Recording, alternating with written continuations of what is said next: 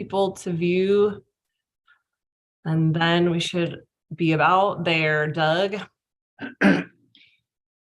Ryan loves to get me up to technology speed when I'm trying to get a meeting started. So I apologize for my delay. But I am thrilled you're back, Ryan. I hope you're listening. Kind of, yes. Thank you.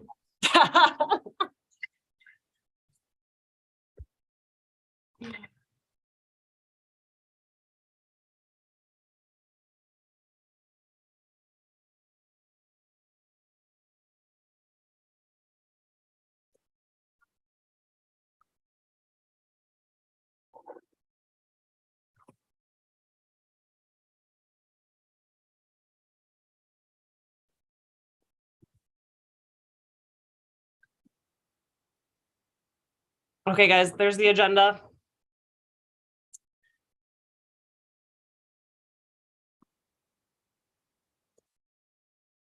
Let me find the minutes.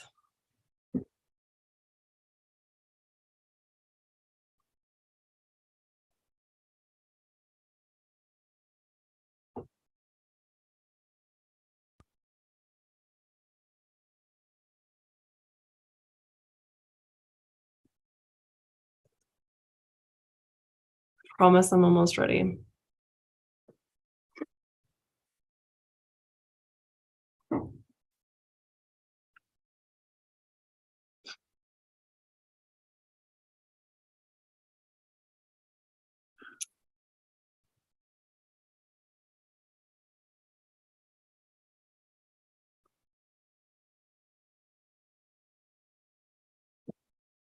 Man, this is going slow.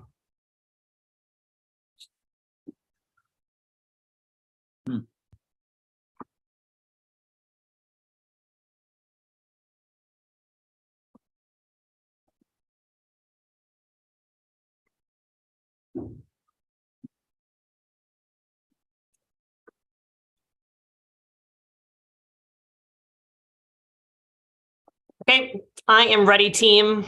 Thank you for your patience. Welcome to the basketball committee meeting. Doug, you good too, bud, over there? Yes, my computer is like running as slow as yours. It keeps freezing on me. I know, I'm wondering if there's something, hopefully not everyone else has the same problem, but holy cow. I do like that suit in the background. Getting ready for your big day. Yes. All right. It's like college ready day, so I can wear my college stuff, but then put that on later. So Perfect. All right, let's go ahead and maybe do some introductions, but I'll turn it over to you, Doug, and we'll kind of tag team this. All right, sounds good. Do we need to call to order, or are we just good to run? I say we're calling the meeting to order, we're going. All right.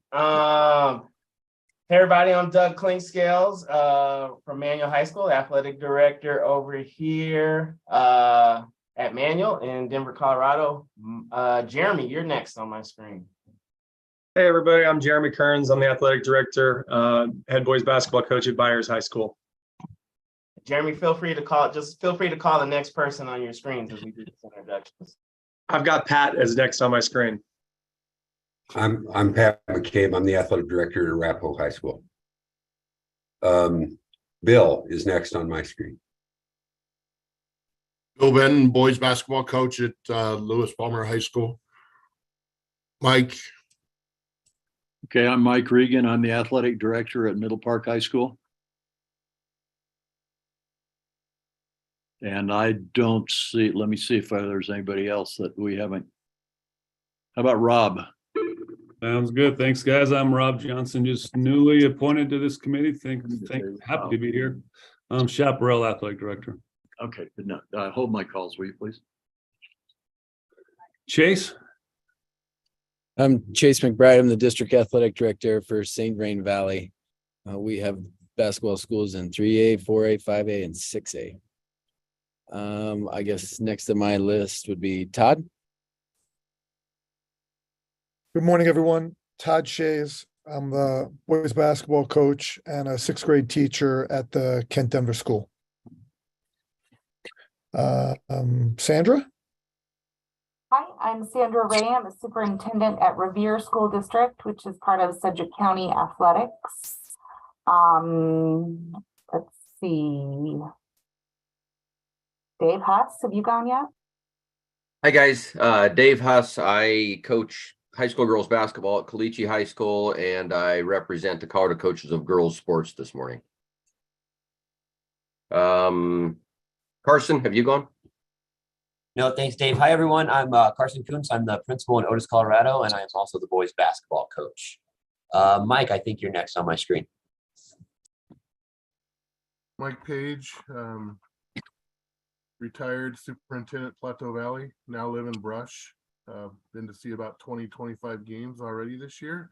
And it's so nice to just go watch as a fan instead of an administrator. It's awesome to just not have to worry about the crowd when you go watch a basketball game. Jesse. Hi, everybody. I'm Jesse Shawcroft. I'm the athletic director down at Centauri High School. And Let's do Patrick. I don't think he's gone. I'm Patrick Simpson, District Athletics Director here in Jeffco. I'm similar to Chase. I've got represent schools from 3A to 6A. And then we got Corey, I think. Good morning, everybody. Corey White, Chaparral girls basketball coach, and also newly appointed Chaska girls basketball president. I apologize. I'm working on the road, so I can't see who might be next on the list here.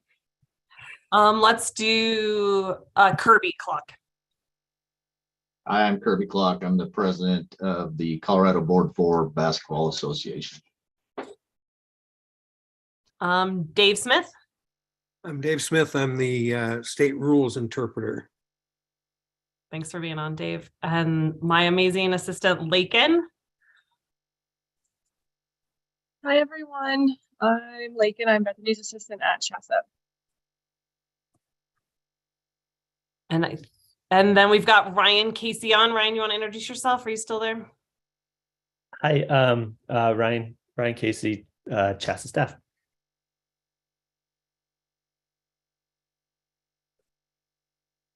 Okay, awesome. So welcome, everybody. My name is Bethany Brookins. I am the administrator in charge of basketball here at CHSAA. I wanted to do first a huge shout out to Doug. Doug is our brand new basketball committee chair. So thank you so much for serving in that committee, Doug. We also have a lot of new committee members. For some reason, there was just a huge number of individuals going off last year. So we've got Rob as brand new, Carson, Jeremy, Jesse, Mike, Pat, and Chase. Thank you guys all for coming on and serving on the basketball committee as your first year. So thank you so much. With that being said, we are streaming live on Facebook, and this is a webinar, so there's about 52 people total watching. So we appreciate everyone in attendance for joining us today. So we can go get started on the agenda, and I'll turn it back to you, Doug. I'll just say the first thing that we'll need to do is the committee members to review the committee minutes. I put that into the chat, and if you could take a moment to review those minutes, and then we'll take the motion to approve.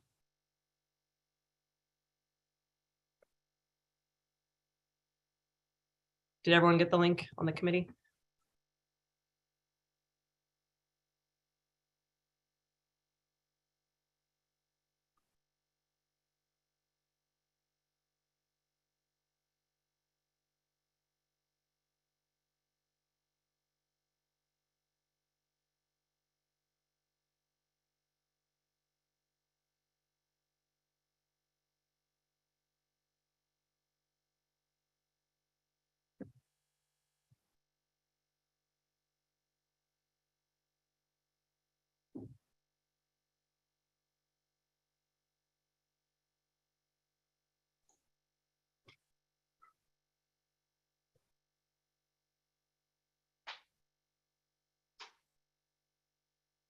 Bethany, I make a motion to go ahead and approve the 2022 basketball committee meeting minutes. Okay, thank you, Patrick. Do I have a second? Bethany, I'll second. Thank you, Jesse. Thanks, Jesse. Any discussion? Okay, we can vote to approve, maybe just a thumbs up if you're in the screen. Okay, perfect.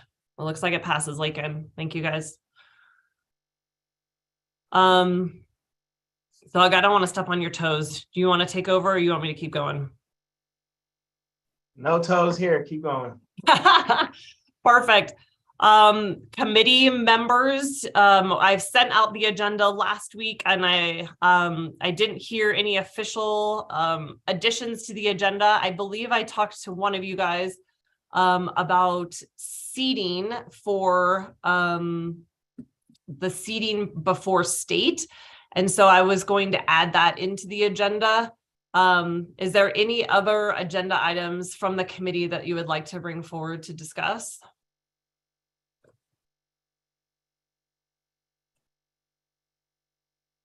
Okay, perfect. Seeing none, I'll add just 5.3. It's just 1A through 3A state seating as a topic of conversation on the agenda. With that being said, we're ready to turn it over to our guests to give their reports. Thank you so much for all of our guests that are part of the basketball committee. We're going to start with Kirby. Kirby is our board for basketball officials president, and thanks for all that you do, Kirby. I know your hands are full, and we really appreciate all the work that you and all of our officials do. Thanks, Bethany, and thank you all for giving me a little time. I think the first thing I wanted to just touch on is the program that CHSAA has started, the You Look Good in Stripes. At our last executive meeting, we discussed that it's causing us some problems, which are good problems, and that we have a whole bunch of people that are interested in officiating. And, you know, as we all recognize, there's a huge shortage of officials. And it's a problem, you know, at every level, in every area, in every state. But we have a bunch of new ones. And so our challenge now is to make contact individually with each one of these people and start to get them trained. You know, it's not, it's always nice to get a new official, but as you guys all know, it doesn't mean that they're going to be doing your varsity games next week. It takes a lot of time and a lot of effort to get an official to where they're ready for prime time, so to speak. So we're really appreciative. I think it's working. I think it's a great program. You know, I guess our goal as officials is certainly always to be recruiting, and our recruiting and retention committee has been doing a lot of work that way, and they're actually instrumental in reaching out to these new people as well. But I would strongly encourage any of you that are coaches and administrators to encourage your athletes to take a look at this, you know, as they go into college, and even if it's just doing intramurals. That's how I got started 30 some many years ago, was doing intramurals at DU, and it led to me doing basketball, varsity basketball, for 33 years at this point. So you know, you never know who's gonna be interested in doing it and wanting to just continue on with it. So anyway, again, I just wanted to give props, I think, to CHSAA and Mike and Bethany for coming up with this great idea, in my opinion. And I think we're having the same thing. I do baseball as well, and we have a bunch of new umpires. So it's a good thing. The other thing I want to talk about is the pay increase that's coming in the next couple of years. We greatly appreciate that. Now, and I guess this is my personal message, but I think it's universally true. We also understand how that impacts every school and every budget. And unfortunately, that's a reality we live in. And unfortunately, we live in the world in Colorado where we're not funded well with our schools, and it's a struggle, and we recognize that. I think I hope that's just another piece of the puzzle of recruiting officials and retaining officials and doing that kind of stuff. And so we appreciate that. We appreciate the position it puts you guys as administrators and coaches and everybody within the basketball world in sports budgets. But I just want to say thank you for, I know there's widespread support for it across administrations and doesn't go unnoticed. Past that, obviously it's playoff time coming up here in a couple of weeks. I can't believe the season's almost over, as it always flies by. We appreciate you guys, your leadership with the teams in your schools and all of that, and look forward to maybe seeing some of you guys on the court here in the next month or so. That's the end of my report. Thank you so much, Kirby. We also have Mike Book on with us, who is new to the position, but oversees all officials and was integral in both of those initiatives. Mike, did you want to add anything on top of Kirby's? Not a whole lot to add. I checked this morning and the number of new officials across the state in every sport that we have for that program was 658 and climbing. I think I had 12 more new officials just this morning after I looked. So we're still growing, and like Kirby said, that's step one, but step two is now we got to train them and get them ready. So we'll put full force into doing that for every sport and keep moving forward. So look forward to working with you and seeing what you guys come up with, and always reach out if you need anything from the official side from me. So I don't know if anybody had any questions for me or if that's what you needed, but that's what you got. Thank you, Mike. You've been amazing. Such an amazing addition to our staff and such a help with basketball. So thank you so much. Certainly, if you guys do have questions about officials or training or recruiting or whatever that is, Mike's your guy, and we'd love to connect offline about that. And Kirby, thank you so much. Just a plug. We have sent out information from our office about voting for the playoff officials that you would like to see. And so just want to encourage you and your coaches to fill out that survey. Today is the last day to complete that. And so we definitely value all of our administrators and our coaches' feedback. So if you haven't already done so, please take a look and do that. Okay, thank you, Mike. Go enjoy swimming. Have a great day, everybody. Thanks. Okay, at this time, Dave Smith, our rules interpreter. Thank you for being on. Thanks, Bethany. First of all, I want to thank you and Mike and CHSAA for being cooperative partners throughout this basketball season. We've had some issues that we've had to work through.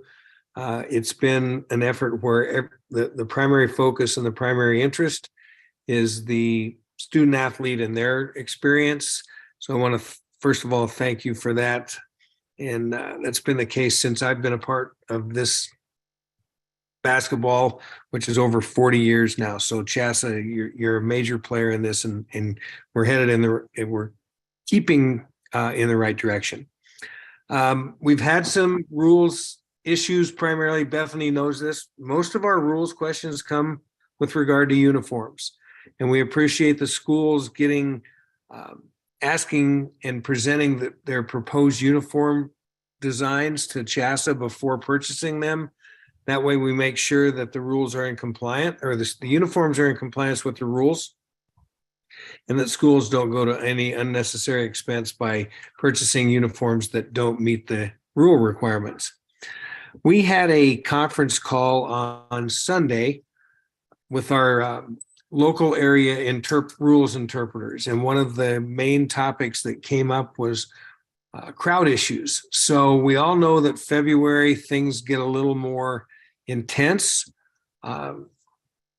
Games, individual plays have more significance, and there's more emotion involved with those games and those plays. So we reached out to CHSAA and expressed that, not necessarily concern, but that issue that has been a little more prevalent after the first of the year than before the first of the year.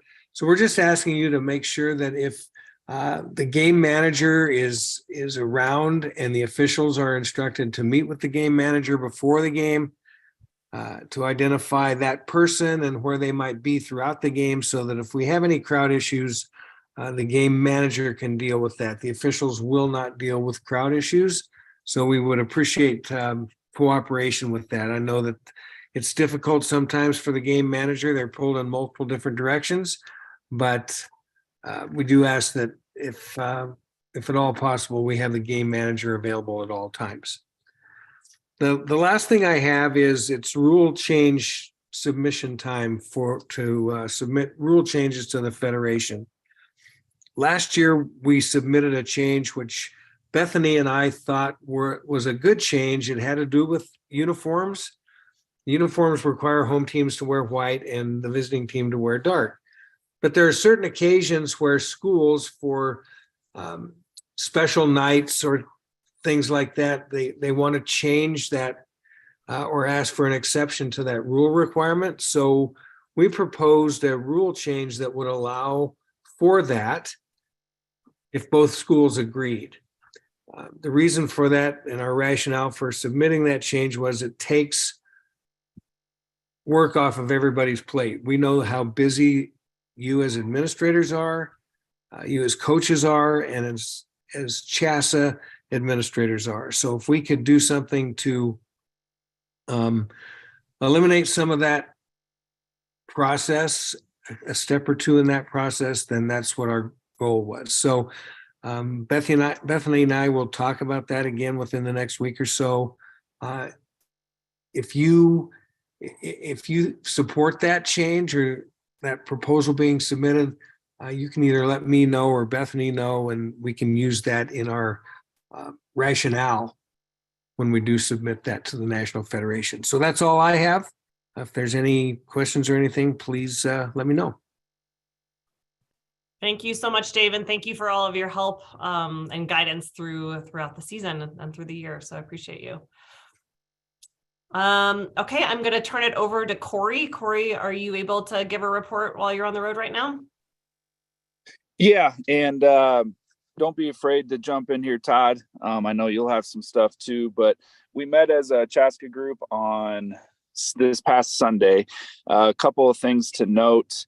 The all-state games, there's been a little bit of a change. We're actually moving the actual basketball games to the front of the week as opposed to the end of the week. And what that's going to do is help out the high school coaches who are being represented in the games. You know, with June being quote unquote high school month for getting into, camps and tournaments and things like that, it allows them to maybe coach at the front of the week at the all-state game if they've been chosen to do that, and then get back with their teams toward the end of the week. Traditionally, it's kind of been Thursday, Friday, Saturday. The basketball games have been played, but we're moving that to athletes report Monday. They'll play Tuesday night, then Wednesday morning. So that'll just kind of help those coaches that are still coaching in the summer. And then another note is February 27th is the Chaska Day for Coaches, and that's at Empower Field at Mile High, and that is from 9 to 2 o'clock.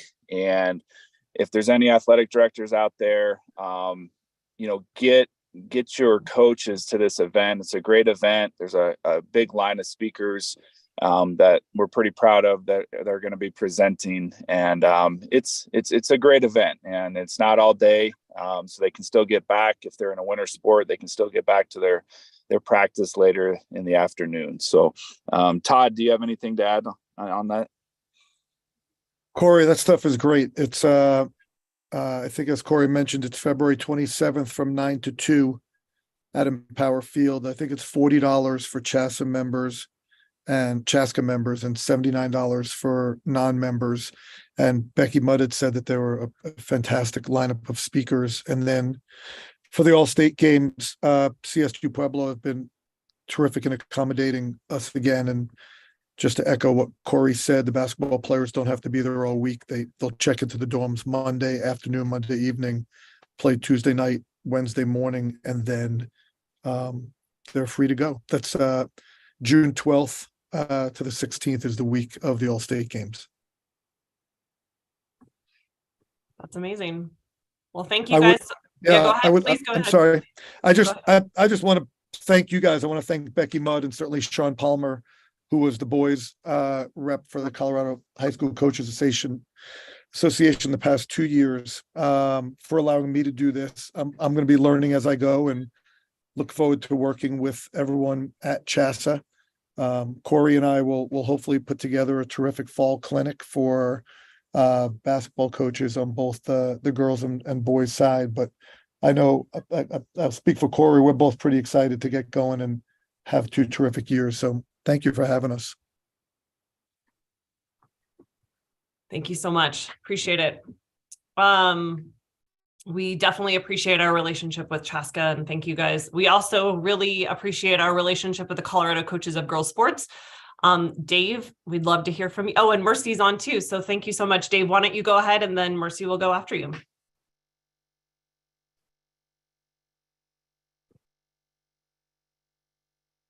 And I think you're muted, Dave. Gotcha. Sorry, I thought I had unmuted. No problem. Again, thanks for inviting us to be here today. Our games will be March 18th and 19th this year at Grandview High School. Practice on the 18th, games on the 19th. Selection will be March 12th. And last year we split selection, and we're going to do that again this year. I am going to host 1A and 2A selection at Fossil Ridge High School on Sunday, March 12th at 9:30 a.m.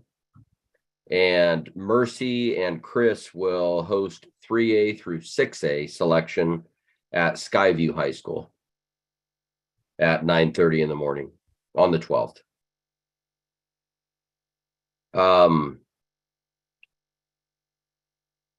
Gosh, beyond that, that kind of covers where we're at right now with CCGS and the All-State games. Mercy, what do you have to add?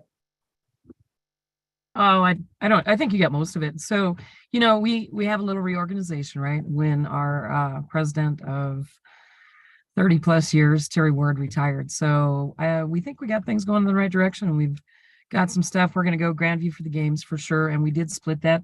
One thing of note, we're going to combine the 5A and 6A classification for their game. Every other classification individually will have a game. So 1A, 2A, 3A, 4A, and then the 5 and 6A will be combined. Several reasons for that. We're going to try that this year and see how that goes. Okay, that may change the following year, but that's kind of where we at for this year. And then also, I would like to encourage everyone that's watching, and especially all the coaches and ADs, to please make sure that you get a ballot at your league meeting. And if you could get a representative, and then they could contact any of us, doesn't matter, anybody in CCGS, and we'll get you to the right person. Just to make sure, right, that we're getting these kids represented. Remember, we still have the scholarship program for kids that want to be coaches. So that's a great deal. We give away 4 or 5 of those every year. And it's a great way for kids to kind of pay it forward a little bit too. So if they've had a great coach and they've been inspired to come into coaching, we were talking about getting officials into the game. I think personally, as a teacher, looking at the teacher shortage and coaching shortage a little bit, at least in our area, that we've got to do something similar, right? We got to encourage these kids to come in and be a part and give back if they enjoy the game. So our scholarship is a little way to do that. And we'll get that everything out in a newsletter. And then I'm going to be sending out the ballot and some other information to ADs here shortly. So anyway, thank you guys. Appreciate it. So just thanks, Mercy, to pigtail onto that. Yeah, ballots will be sent to ADs and they'll also be in the newsletter. The other thing that I wanted to mention, Mercy mentioned getting ballots into us, and with state basketball, the 10th, 11th, 12th, we try to get ballots in before that. So we put a deadline of March 4th. And I know sometimes your league meetings are a day or two after that. So just as quickly as you can get that to us so that we can be prepared for our selection meeting is definitely appreciated. And Thank you. Yeah, and just so you know, Lakin has already included that ballot into the postseason handbook. And so that information can be found online if people are looking through that too. Thank you. And yeah, our contact Mercy, I, or Chris, and we'll get you one if you can't find one. Thanks again. Thank you, guys.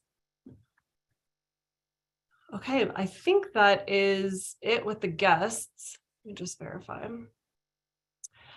It's now on to a CHSAA report. The first thing that I wanted to talk about before I jump to the technicals and ejections was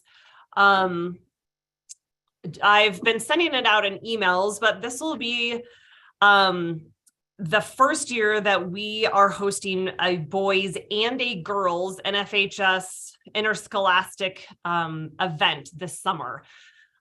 It was really important to me that the girls programs would have an opportunity for this showcase. In the past, the NCAA has only allowed the boys programs to do this. And I know before COVID, Bart worked really hard on an opportunity that summer for the boys, and it went well, but it was really important to me, and obviously the NCAA too, and then FHS, that the same opportunity is given to the female athletes. And so the NCAA did amend their bylaws to allow for a 1 date or 3 days in June to allow for this showcase. And so we are supporting that for the first time this summer. So the girls, it's going to be a team showcase or a team tournament, June 15th through the 17th. And that is literally the only date allowed for girls. And then the boys will be showcased the following weekend, June 23rd through the 25th. There's a lot of logistics to still work out and specifics, but we've partnered with an amazing group that's offered to run both of these events, and information will be forthcoming, but I just wanted to put that on your guys' radar as save the dates. A really great team opportunity. Last year, it was individuals that signed up, and this year will be high school teams that get to sign up and play. So just wanted to put that plug in. I also wanted to let you guys know an update on the technicals and ejections. So Lakin and I were going through this morning. I did want to preface it with, this is what has been reported to our office. In working with a particular school this year, when they asked us how many technicals that their team had received, it had actually been underreported for their school. So this is at least at a minimum. So obviously the officials are required to submit all of this information at the end of each game, but we know sometimes that might not happen. So I'll say that there were close to 700 technicals, whether that be player, bench, coach, and that includes ejections as well. So about 700 for the entire state. I can tell you that as of last night, there's been 65 player ejections and 23 coach ejections. While I don't have the data in front of me of what that compares to last year, what I can tell you is that there seems to be a huge increase in fighting, in particular at the girls level. We've had some pretty horrific fights. And it's just, when we are sent the game film, it's pretty awful to see. So I wanted to just take a moment to get the feedback from the committee to see what they're seeing in their communities and whether this is cause for widespread concern or if this is kind of a typical year. So I just wanted to take a couple minutes to open it up to the committee for your feedback on this subject.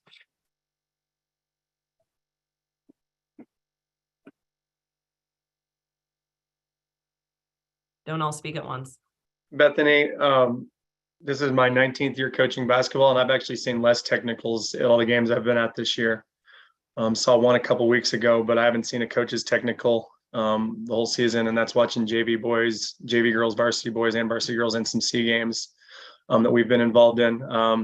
Also do a lot of scouting through Huddle, and I haven't really seen any technicals in any of the scout films that I've watched. So at least what I've seen, it hasn't been too bad.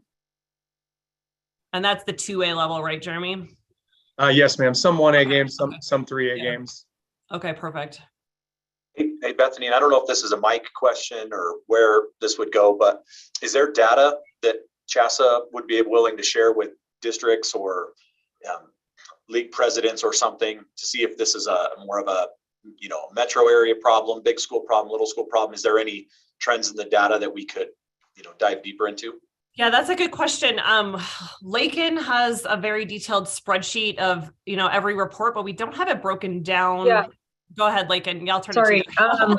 Yeah, because I've had this question a lot this year for the first time, and how we've recorded it in the past, which is based on boys, girls, varsity, JV, and that level, but not broken down by classification, league, or anything like that. And in the report, the official has to put what game that was at 1A, 2A, 3A, 4A, 5A, 6A. So moving forward, I think I'm kind of behind the 8 ball this year to be able to break it down like that. Maybe after basketball, if I have a little bit of time to redo the reports and add in those classifications into that spreadsheet, that is certainly something I can provide for y'all. And then also moving forward next year, I will put in that the classification so that we can break it down that way. Lakin, do you, and I think you mentioned this a little bit, does it say what level got the technical foul? Because it seems to me that most of our dealings with, I mean, we have a one-off situation, but our lower level coaches are the ones that are getting technical fouls in our system. As far as this year goes, is what we've been reported, and I feel like a lot of the lower level, we don't always get those reports, but this year majority of the coach ejections are those JV coaches, are those lower level coaches. And that this is the first year that has been the case. Usually it's just varsity or more varsity, but this year it has been tremendously more JV coaches. And Kirby, you've got your hand up. We'd love your feedback. Yeah, I guess my ask is similar in a sense, because I know we report our area as well. And I think from an official standpoint, I would be very interested to know if it's an area thing or even an individual official thing, because as Chase said, many of these are sub-level or sub-varsity, incidents with sub-varsity officials who are still learning how to manage the game and manage coaches. And I totally recognize that.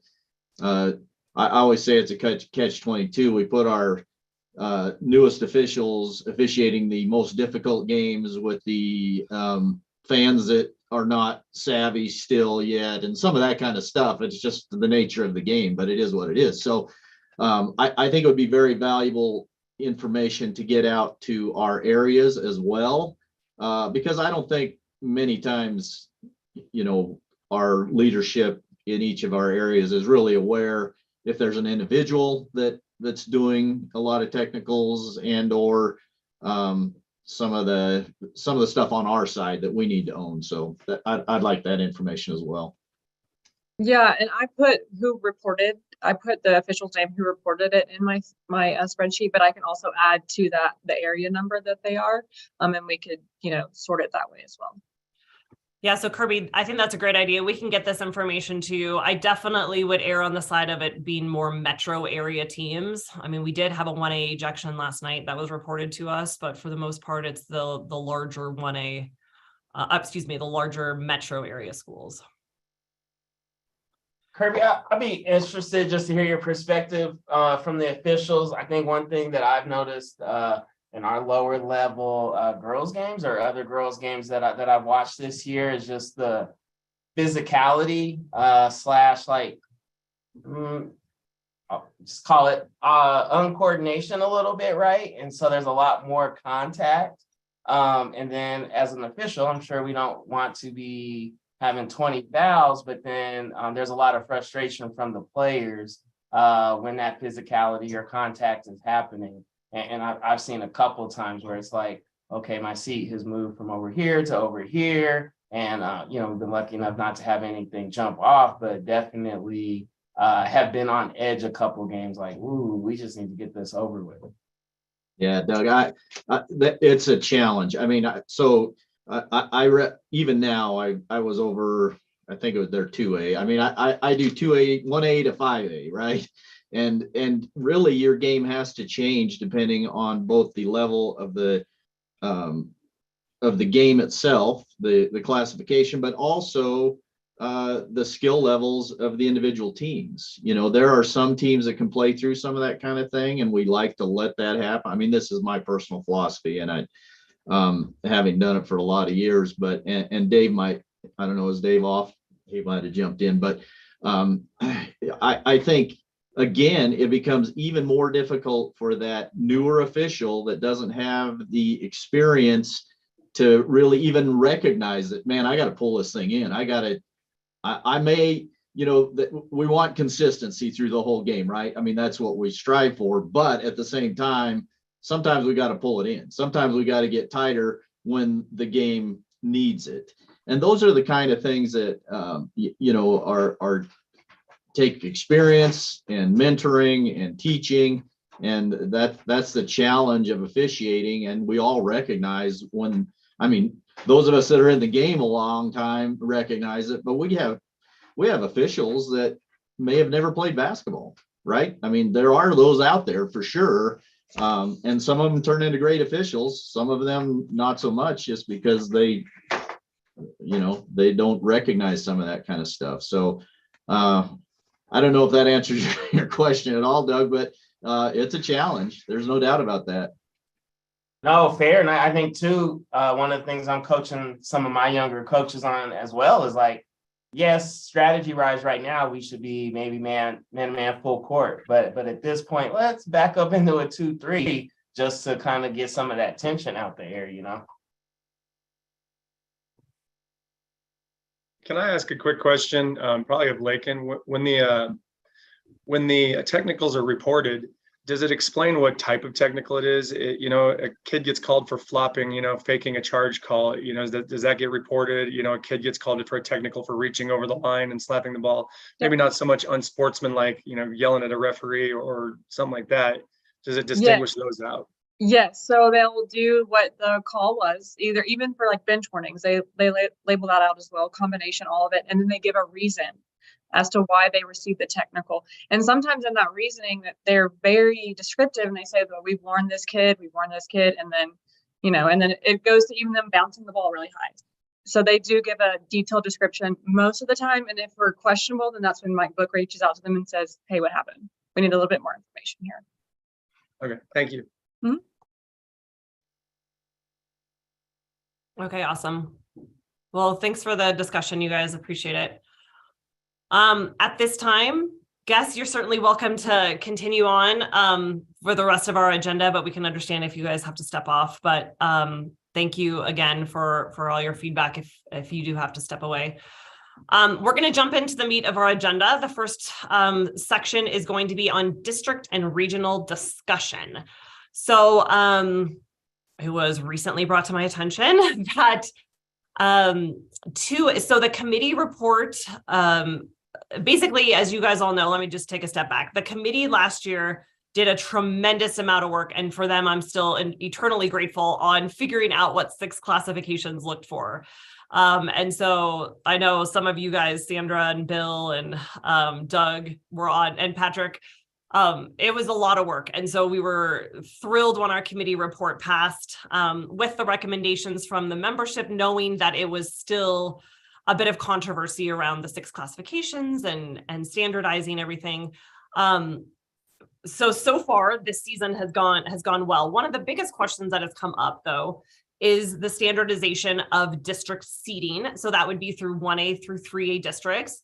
There was an amendment last year from the floor that was voted and approved by 67% to allow 2A districts to vote on how they wanted to seed their districts. The 1A and 3A districts are required to use the seeding index that CHSAA RPI and Max Preps. Now I'm going to preface this because some of you guys with 2A, I've been telling you that you have to use the index, and I've been wrong. So this year 2A can seed how the district decides to seed, but 1A and 3A, and so I'll have to update that information in the bulletin. I apologize, but the 1A, 3A still has to seed by the seeding index. It was only amended for 2A. So some of the major questions that have come to me and to Doug really have been around, should we dictate to districts? So the next two questions really are, districts have had the opportunity to kind of run how they would like throughout the years. And so the committee felt strongly last year that we needed to standardize and should standardize the process so that it wasn't kind of such a free-for-all. So the first question that's on our agenda is district seating. Now that we found out that 2A voted to amend that committee report, they're able to seed how they would like during their districts. There have been 1A and 3A districts that have reached out, especially not the mixed districts, but the districts that have league schools in them. Should those districts in the future for 1A and 3A be allowed to seed those districts how they want and not be mandated to the CHSAA seeding index? So that is our first point of discussion.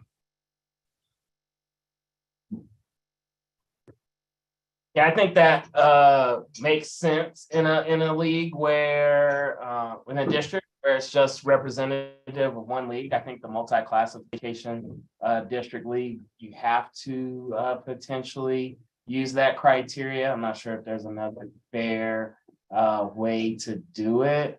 I was hopeful. I was trying to look up some districts to see more of like where this is playing out and if it's a 1-3 issue, where the rankings are off from the criteria, but I haven't looked at that. Mike, go ahead. Yeah, I called you yesterday and asked you about this, and since then I did some checking.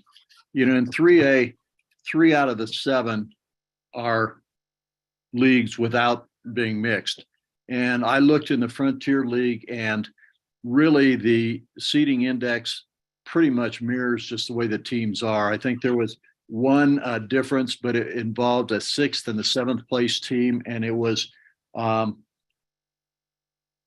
1 point of 49 in the CHSAA seeding index and 48. Those were just reversed. Other than that, throughout both boys and girls, it just followed how the teams were doing. I think it's probably necessary in the mixed leagues. I don't know that it's a huge deal in the leagues that just have the league schools in it. It pretty much follows what the CHSAA index says.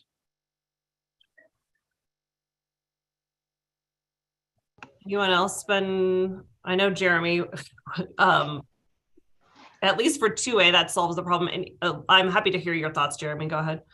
Yeah, just, if it helps 1A through 3A, we are a mixed league district.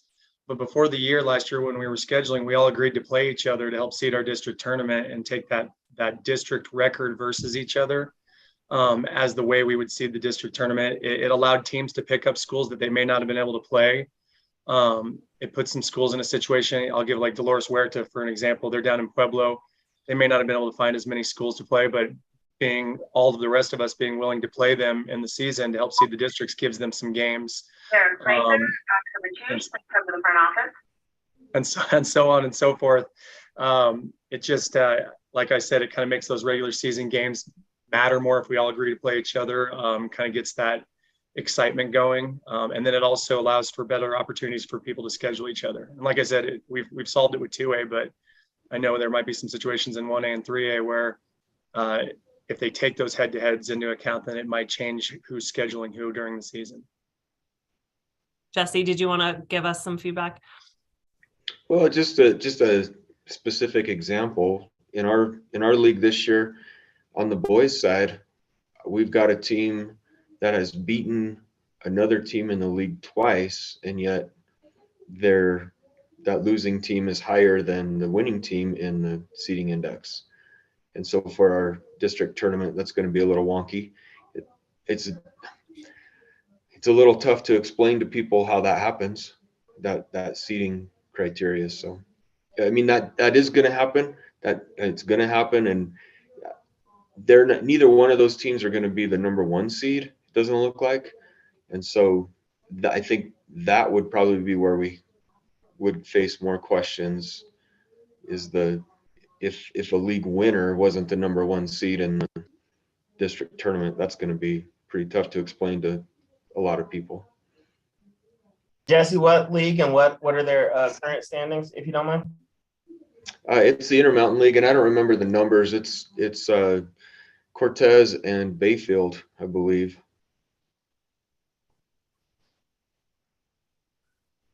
Yeah, I know definitely the intent of the committee last year was, again, to streamline, to standardize, to feel that there was this consistent seating and fair process. It certainly wasn't a desire to, stifle the districts in any way. I just think, and again, I'd love to hear from Sandra or, anyone else that was on that committee to maybe give that feedback, but it's not that I'm absolutely tied to this at all. I'm just trying to give a little bit of history of what, the reason why we decided to do that as a committee. I'm trying to sit here, think and remember.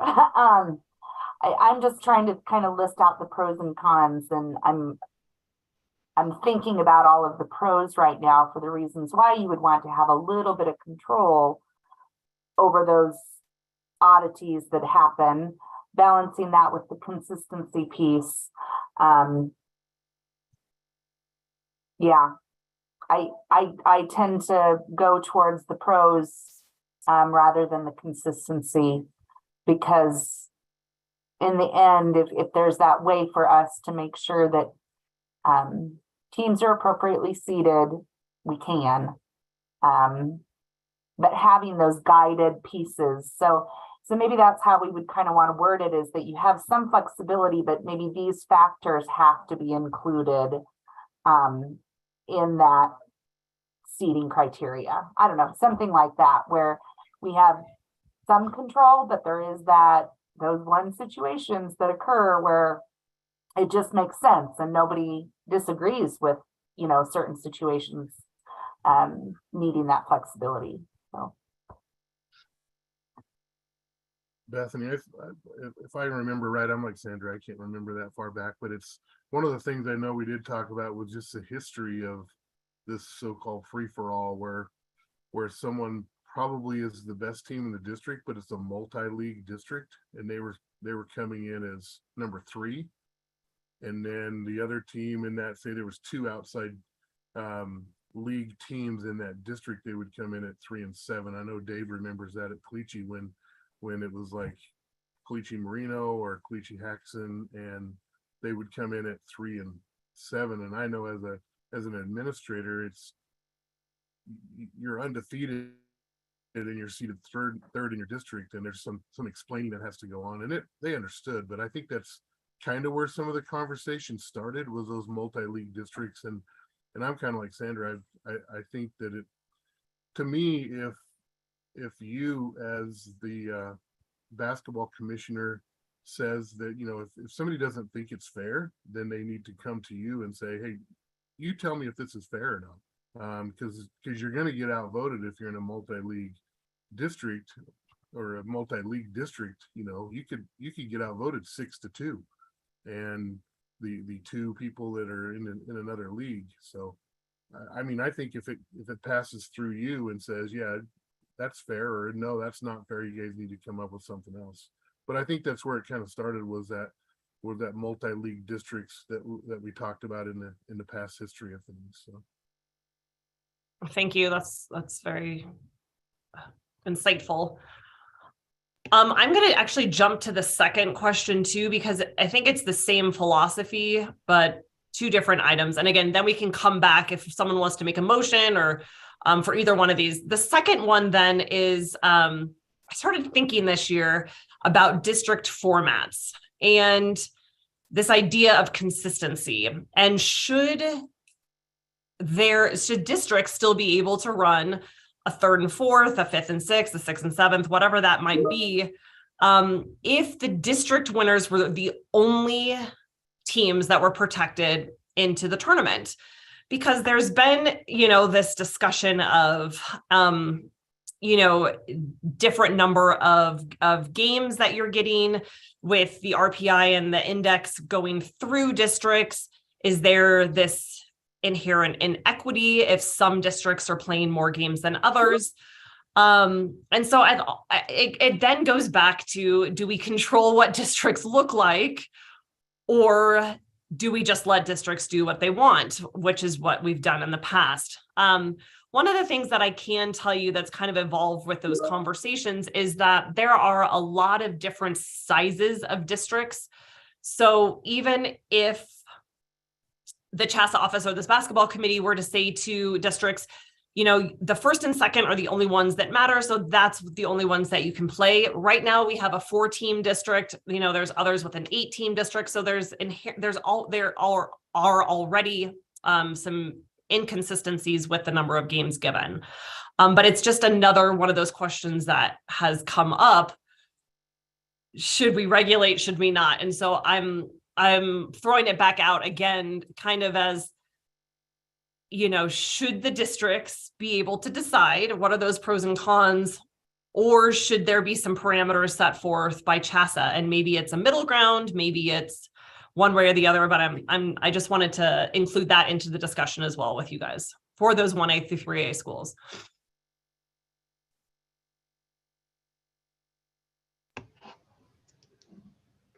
Bethany, you and I talked a while back about this very thing. One question I have, I guess, that has come up down in this area is the fact that we run the seating index through districts. And it just seems to me that if we didn't do that, it would eliminate the question we're asking. So I know there are reasons to do that, but there's also reasons not to do that too. So could that be part of this discussion as well? Sure. I can tell you I got beat up last year because it did not run through districts, but yes, we can talk about that. Absolutely. Darned if you do and darned if you don't. I know, exactly.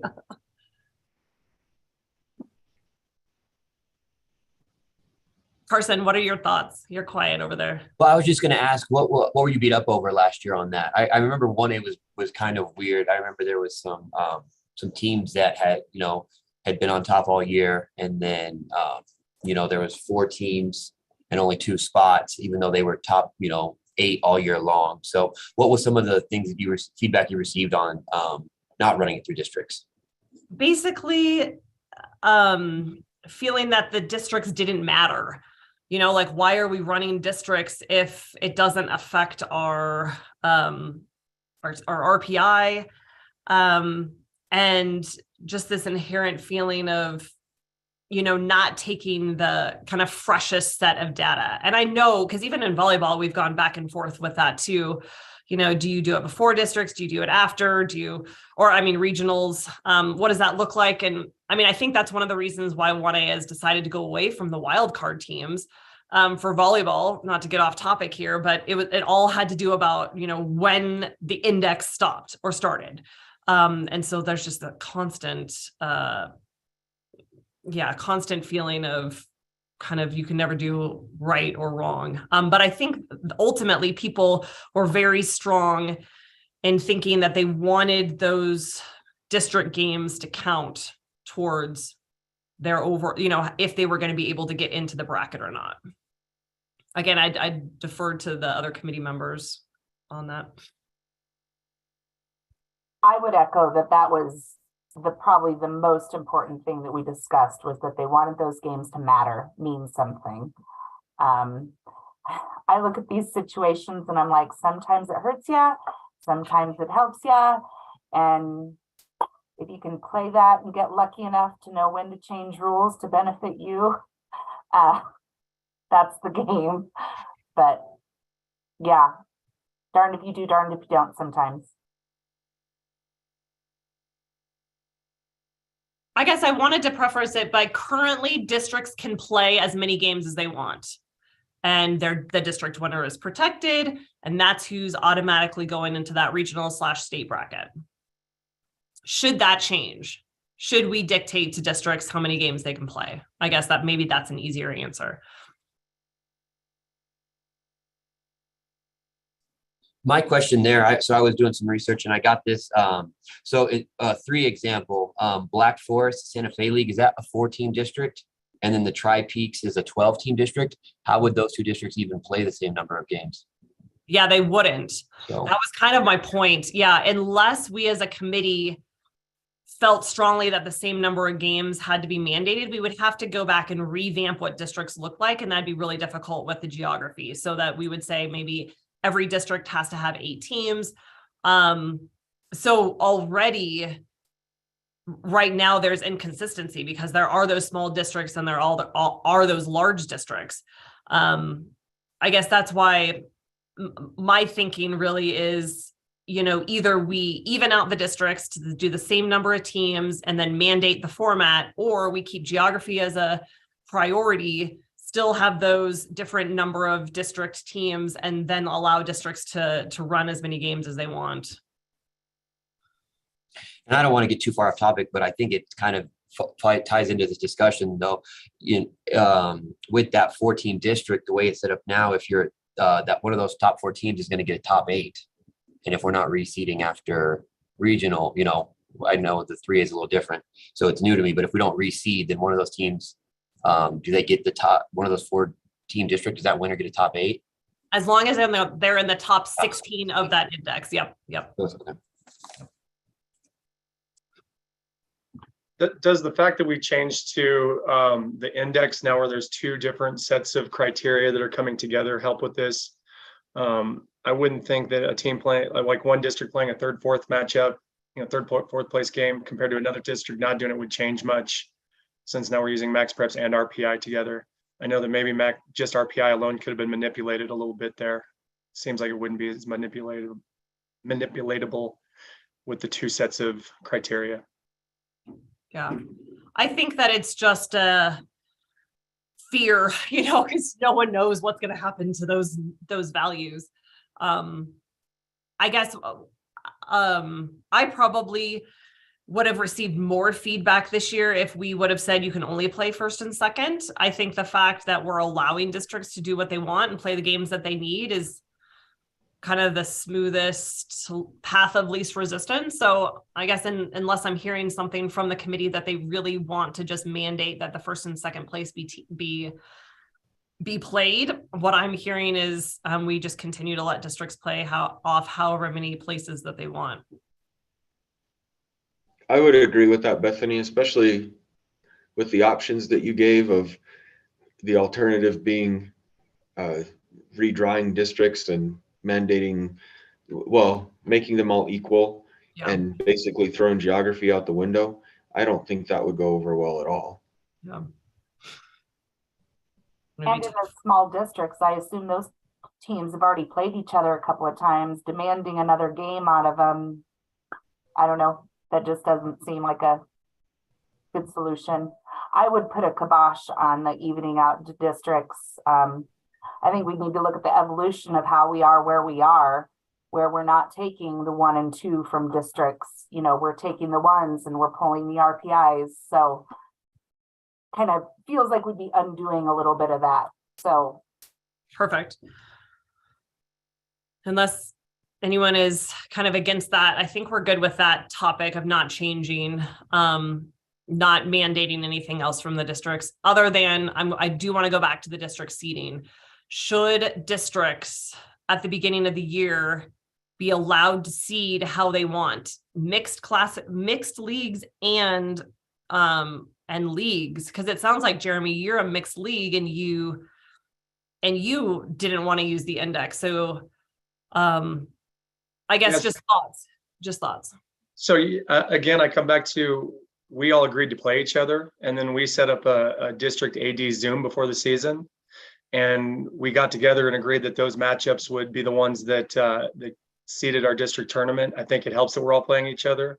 And then we did agree to default to the seeding index should something happen, should, a couple games in the district get canceled due to whatever weather or whatever tiebreaker situations. We agreed to default to the index situation. So I think allowing districts to do it, you can get their minds together and allow them to agree on it. And then I'm not sure who said it before. It might have been Mike or Sandra that mentioned that if there's any arguments or problems with it, then they can just reach out to you and see if you think it's fair, kind of help out with that situation. So I would just say, I absolutely do not want to be in that discussion with districts. I'm sorry. I don't want to get into that seating fight. But what I would defer to is kind of like Mike Page was saying, if we want to go in this direction and allow districts, because what that also requires, Jeremy, is to pre-plan. And I'm going to be honest, not every district pre-plans, has a beginning of the season meeting and comes together in agreement. So if there was a, like, if we were to change this for 1A through 3A, and there was a team in the district that didn't agree with the district seating, the new policy, I would say it automatically defaults back to the CHSAA index. Just one team not agreeing would have to default back, because I don't want to be a mediator in a district seating discussion. Yeah, I could see that. And that's why we went ahead of the season to discuss how we would do it, knowing that no games had been played out at that point. And we even set it up to where, you know, again, if it's a three-way tie, we default to the seating index and so on and so forth. So we tried to break it down into bullet point by bullet point to try to leave very little gray area. Just thinking about the future of this, Bethany, I think reaching out to districts after districts has occurred, because that's when the complaints are going to come out, to see what types of issues they were having. Like you said, those who have not pre-planned, they don't even know there's a problem yet. They're going to realize it in 2 weeks. So I guess I'm curious what kind of happens. It's a team like Yuma who's playing in 3A this year, who's not really been a part of that district yet. You know, what do they do differently than, you know, their experience in 2A? I'm just curious what the feedback might be from some of those teams that have changed districts or classifications might be. Yeah, I'd be curious. So, Jesse, would you be in favor of allowing districts to seed based on the information that you know? Like, would you be in favor of allowing 3A to seed how they want, or do you want to continue with the index? And I guess I could ask Doug too. Yeah, I don't know that I'm ready to die on either one of those hills, but I guess I would feel, I think if we do let districts seed themselves, it should be across the board and not just the ones that, including the mixed districts. I don't want to have two sets of rules for the different types of districts that we have going on. And I understand that creates a problem when you have a team coming in that hasn't played in the league in that district. I can see that the seeding index is probably a more fair way to seed them, but I know it's been happening for years where they come in as the 3 or the 6 or whatever, and that's just kind of been the way it is. So keep thinking about it. Yeah. keep thinking. What do you think, Doug? Just our current state, trying to coordinate with 3 leagues has been a challenge. I'm still trying to get feedback from one school. So I probably, in our current state, with where we're at with our 3 leagues for districts, would like that the CHSAA index exists, and it's just hasn't ran as smoothly as we would hope and like. And I also think one thing with some of the schools that aren't in our league that I've been communicating with, the thought of like, okay, we're just trying to get through this cycle, but we know things are going to change in the future has been something I think giving us some grace in trying to plan for this year and next year. If that makes sense. My thoughts with that, and touching on what Mr. Page mentioned earlier, because we're a school that's bounced around from 1A to 2A back and forth. And our old 2A league, we played home and away every year with everybody. We were able to get rid of that and still play the league teams, making sure we played them once, but pick up an adjacent 1A league that we would go to districts with and be able to play those schools. And it did take a few years for that to happen, but that pre-planning piece came into that. And then he mentioned how the districts were seated and where we came in at. And we were able to come up with that. Whether everybody thought it was fair or not is another issue, I guess. But yeah, that pre-planning piece I think is huge, as long as you can get the leagues or the district, whoever they're moving into, playing in one league and going to another district to agree.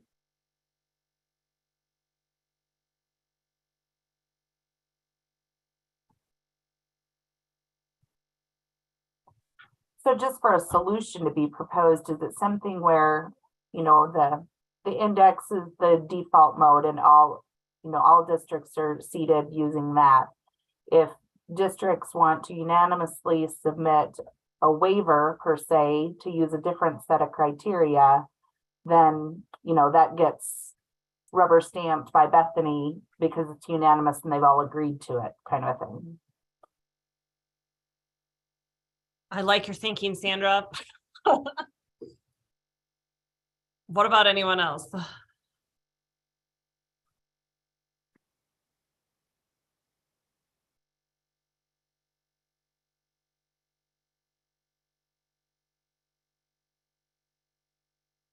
Yes.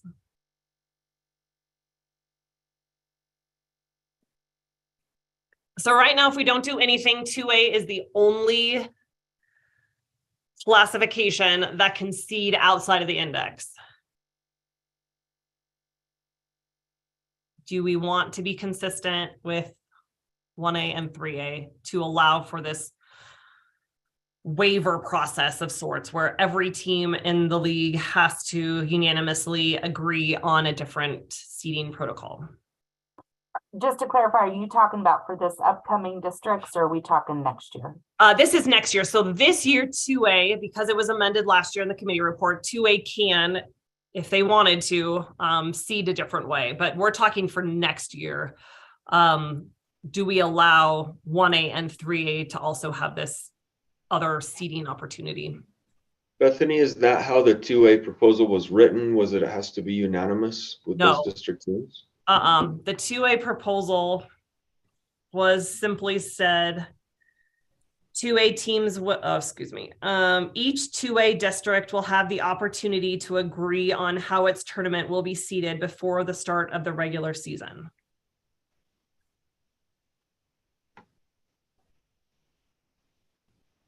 So Bethany, knowing that some people didn't do pre-planning and they're finding out how their district's being seated now, going forward, if you do that, then the amendment of the 2A stays for the 2-year cycle and then 1A, 3A has to be unanimous, or would they all three be, would that have to change for 2A since that's already been put out there? So if we're going to look to change it, and I wouldn't even say it has to stay for the cycle, if the committee wanted to change it to kind of the motion that Sandra presented, we would simply put that new writing in place for 1A through 3A, unless 2A didn't want to join that. But I'm assuming 1A through, it could be a universal 1A through 3A movement that could be passed in April at the Legislative Council and then in effect for next year. Plus 2A wanted to do another amendment, just saying. Unless they came to the floor and amended again. Yeah, no problem. The decisions though for the district seating like that, those have to be done prior to the season. Is that a mandate? And should it be? Are you talking about this year or like the amendment that Sandra just kind of proposed, or excuse me, the motion that Sandra sort of proposed? Well, the way I understood when you read what 2A is doing this year, I understand that as a mandate. And if we're going to, with Sandra's motion, would that be mandated that it has to be done prior to the season? To me, it has less to do with prior to the season. I mean, I hate to say it, but I mean, I think Jeremy, we want more districts run like Jeremy's. I'll just say that. Like up until a week ago, we were still missing 10 district information. Like there wasn't even a contact person for a district. So to me, it's less important the timing, although it seems that the earlier you plan, the more advantageous it would be to get a unanimous decision to change the district seating.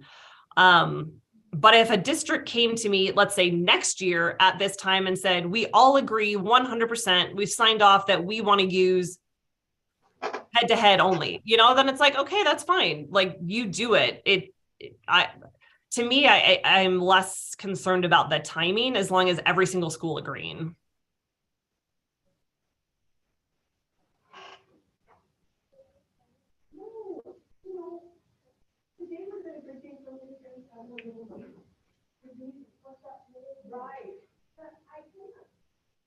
Sandra, do you feel strongly enough to make a motion to see if people would vote for this or not? There's a little piece of me that's like, I need to go talk to my coaches real quick. I mean, and here's the thing, guys, if we don't have a strong consensus about this right now, I'm not going to force you to vote. We just say moving forward that 1A and 3A without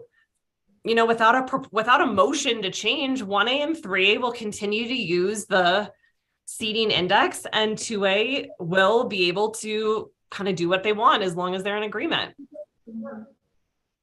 I think I'll make a motion for that because I think it gives other districts flexibility that are a little bit more aligned and planned out. And then if districts aren't, they do have a default. So I think it gives flexibility to those districts that do want change.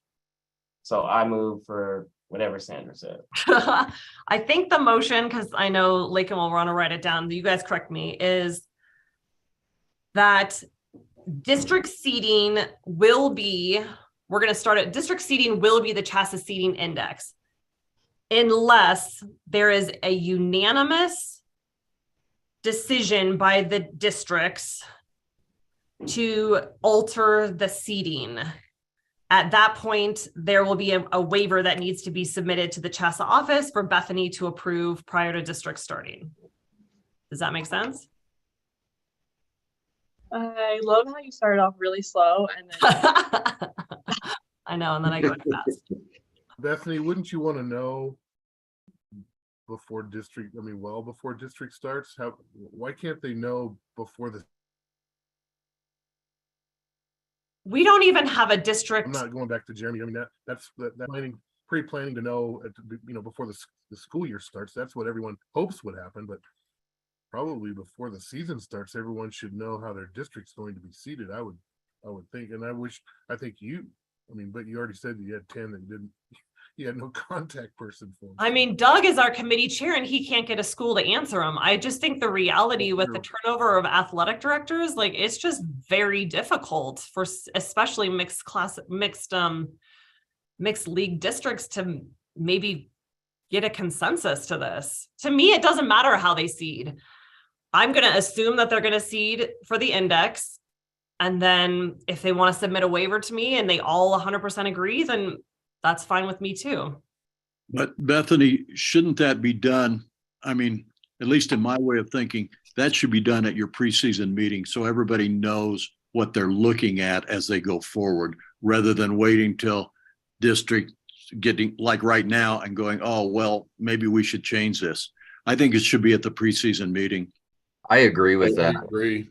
I think there needs to be a deadline.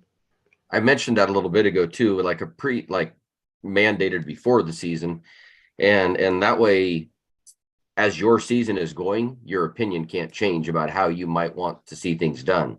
Exactly. And in a democratic society, and I understand your unanimity piece of it, but really in a democratic society, we live by majority rules. So I don't mean to disagree with you. I'm just trying to play devil's advocate, I guess. I would say that being unanimous scares me just a little bit. And selfishness absolutely comes out in February. I would agree. So can it be unanimous if it's preseason? And what is preseason? How is that defined? Is that before the first contest? Is that before the first practice? Like, what does that look like? I'd say before first contest.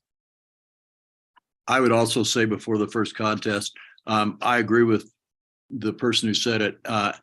Unanimous scares me a little bit because one person or one school could put a stop to the whole process. I think a majority or even a 2/3 majority or something like that, but unanimous in my world is pretty hard to come by. I would just push back on that then. So we're essentially going back to the situation where, you know, a school is coming from an outside league. There could be one school, there could be two schools. They're going to be automatically seated at 3 and 6, kind of back to the old fashioned philosophy. But because they're only one vote, the district can go back and do whatever they want. So why shouldn't it be unanimous? The default is the seating index. To me, like, if it doesn't have to be unanimous, then why should we dictate at all what that looks like?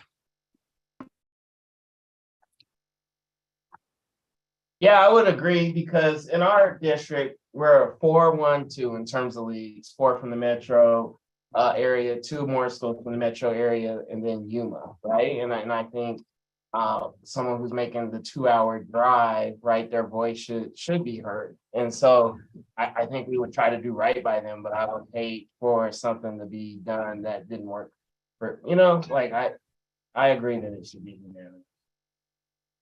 I mean, right now it's mandated for the index.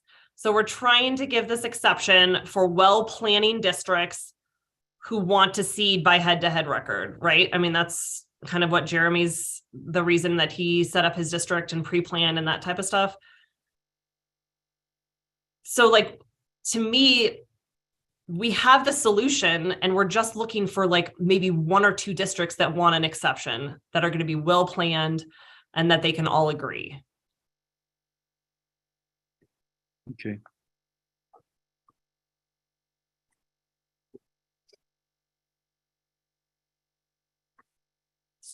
So I guess, Lakin, can you read back what you might have down? Yes, it said district seating will be the CHSAA seating index unless there is a unanimous decision by the district to submit a waiver to Bethany with a new seating criteria for their district. The waiver must be submitted prior to the first day, or prior to the first competition date. Is that again, to me, I'm fine with the index. I'm trying to allow the voices of, you know, districts wanting to do kind of their own thing. So is this proposal to the spirit of what this group is wanting? Bethany, I can say we were very eager to get into our district AD Zoom before the season started, just with kind of like what was mentioned, the mentality of it's a blank slate at that point. You don't know exactly how each team's going to be, so that things could be done in the best interest of again, not selfishness before the season starts. So just that mentality of getting it done ahead of time seems like the best way of doing it. Okay. If Doug was the motion on that, I'll second it. Thanks, Sandra. Okay, I know we've had a lot of discussion. I've been bad on my Robert's Rules of Order. Is there any additional discussion with the first and the second? The only clarification question I have is this for 1 through 3, or is this just 2? Are we trying to get 1, 2, and 3A all in the same boat? I believe it's 1 through 3. Is that right, Doug? Correct. I put that in there now. Perfect. Thanks, Lincoln. Thanks, Carson. Okay, are we ready for a vote? Do the larger schools feel that they know what the small, I mean, is this supported by let's just vote. I'm sorry, let's vote. All those in favor, do a thumbs up. All right, Lakin, it passes unanimously. Thank you. All right, so that will be in effect, well, if approved in April, that will be in effect for next year. The one other thing that is on the agenda for 1A through 3A is a discussion about state seating. 3A has 1A and 2A. This will be the first year in a long time that they haven't been reseated after regionals 3A has had a consistent bracket from regionals to state. And so I know that there was some discussion on that. Was that you, Jeremy? Yeah, didn't come directly from me. I had a few ADs reach out. There's just a little bit of heartburn that if you're taking the district champions and giving them the, say, 1 through 8 seed, let's imagine they're all in the top 16 in the index. Imagine that the actual index has the number 1 and the number 2 teams in the state are in the same district. Well, one team wins the district championship, the other one's going to be seeded to the 9 seed. And then as it plays all the way out, the number 1 and the number 2 teams in the state, according to the index, are going to meet in the quarterfinals, rather than having a chance to work their way back through to play each other in the state title game, or something similar. Could be the 2 and the 10, or the 3 and the 11. Again, right at the top of the index, but since we're playing it all the way out, they're meeting each other maybe much earlier than they should. And that's kind of what I've heard from the few ADs that have reached out to me. I've heard the same thing. I've had 2 different coaches reach out to me. I think there's several examples of where it would kind of be a wonky 1 through 8 seeding. Like if we don't receive like we did 1A and 2A traditionally has. I think the best example is 1A boys right now. Bellevue Christian is 1 combined max and RPI, and Denver Jewish Day is 2. So one of those, they're in the same district. One of those 2 is going to have to lose that district championship game. So if I'm understanding it right, one of those teams would go in as a 9, and then is there theoretically, would that be if they both progress to the top 8, that'd be the 1-8 matchup? They'd be 1-2 all season. And then when they get to the final 8, it'd be a 1-8 matchup. And there's a couple other examples, but that was the most kind of wonky one. 2A girls will be a problem. 2A girls LPAA is I just had that pulled up too. So the 2A girls. 2A girls, I think the top 4 are all from the LPAA. You've got Marino, Wiggins, Akron. Top 3 are all LPAA, and then Ray 6. So that's another wonky one. Yeah, I just shared in the document. That's probably not perfect, and I just gave everyone access. So if you refresh, kind of where I think things were as of last night / this morning, to speak just as a visual representation there. Thanks for putting this together. Yeah, so the pink would be your current, district top seed, and then the red would be like where you have a conflict, just what Carson was just saying, with the Bellevue boys, etc.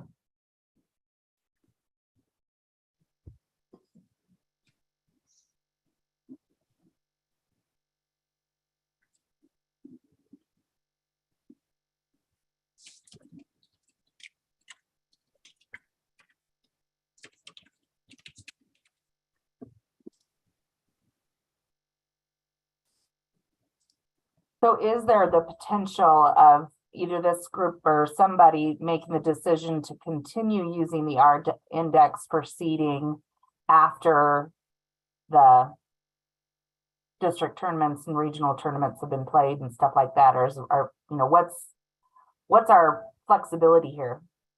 What are our options? Well, this year, we're not reseeding, but this committee is in charge of the playoff structure. So ultimately the committee can make a decision on what that looks like. If we wanted to reseed after regionals, if we didn't want to guarantee the district the host, because those are maybe 2 of the solutions. I think Doug had a second one or a third one. But again, open the committee, that this is the committee's decision.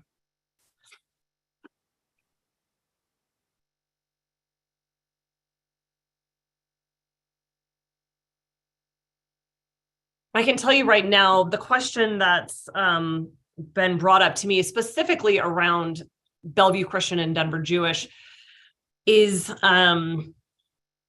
in our committee, we talked and in the committee report last year, it's very specific that you're going to be, if you win your district and you're ranked in the top 16 of that index at the end of the districts, you're going to host.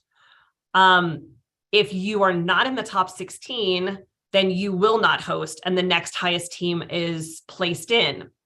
What's not super clear, and I've been receiving some questions on, is then where does that quote unquote 9, let's just say Bellevue Christian wins the district, Denver Jewish gets second, they're number 9, but one of those districts is not in the top 16. Would they move up to number 8 or would they move up to number 2? So I put that on the agenda as well. To me, it makes sense that they're true seeded. And I think it's for the integrity of the bracket as well, so that then we can maybe avoid that 1-8 matchup. But again, wanted to bring that to the committee, because some of you guys are on those seating committees that are coming up in a couple weekends. And that question will be answered. So I wanted to have at least a universal conversation and understanding with this group now, prior to those committee meetings, because it's very clear that they move up to the top 8, but it's not clear specifically where they're then seated.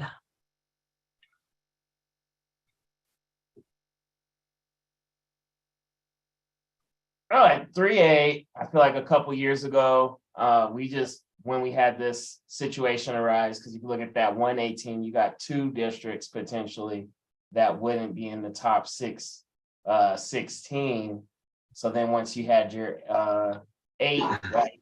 If you put Fleming then into the top 8, and then we just seeded according to RPI or whatever that year. So it'd have been Bellevue, Denver Christian, or Denver Jewish, McClave, Stratton, so on and so forth. And then Fleming would just, was that bump in front of Flatirons potentially, or whoever. Yeah, I agree with Doug. That I feel like that would give you your pool of 8 host schools, and then you seed them how they fall out that way. Okay, perfect. Thank you guys for giving me that history, since I didn't have it. So with that being said, we'll go back to kind of what Doug's put together here in the proposal of, should we reseed before state?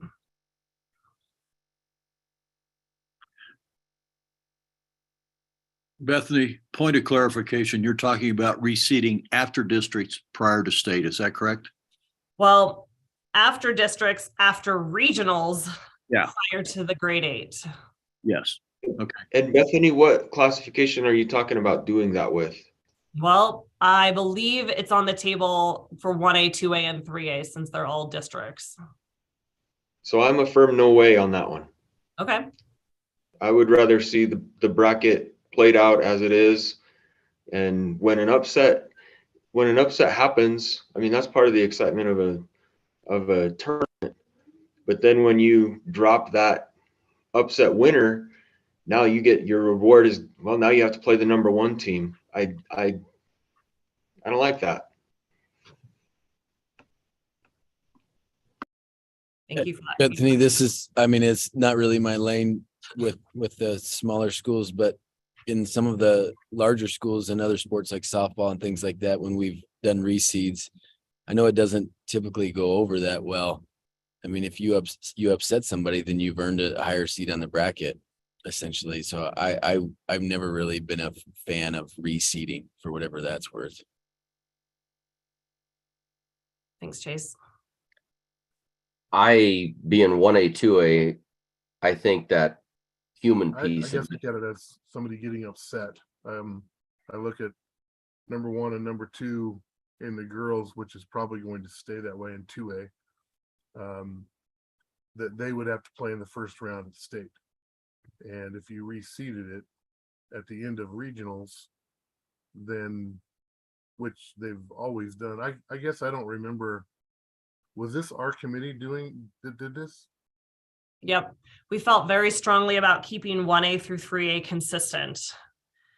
Again, going back to that consistency piece, and 3A had never reseeded, and we had that same discussion, kind of like Jesse just shared, of, you know what, let's put them on a bracket and let's play it out. So that was the discussion. Yeah.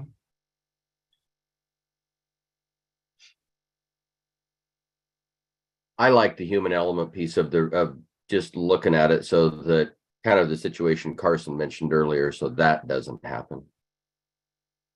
I also think that we're not necessarily putting them right on a bracket the way that the index points out. We're going to put them on a bracket where the 8, 9, 10, and 11 seeds might have actually ended up as the 2, 3, and 4. Maybe not quite like that. Maybe the 3, 4, and 5 or something like that at the end of the season. So again, by not reseeding, we're going to end up with a bunch of matchups in the final 8 that are the actual like 1 versus 2 or 3 versus 4. The maybe not the actual final 4 that it would be, maybe in the final 8. If that makes sense. I know I'm rambling a little bit.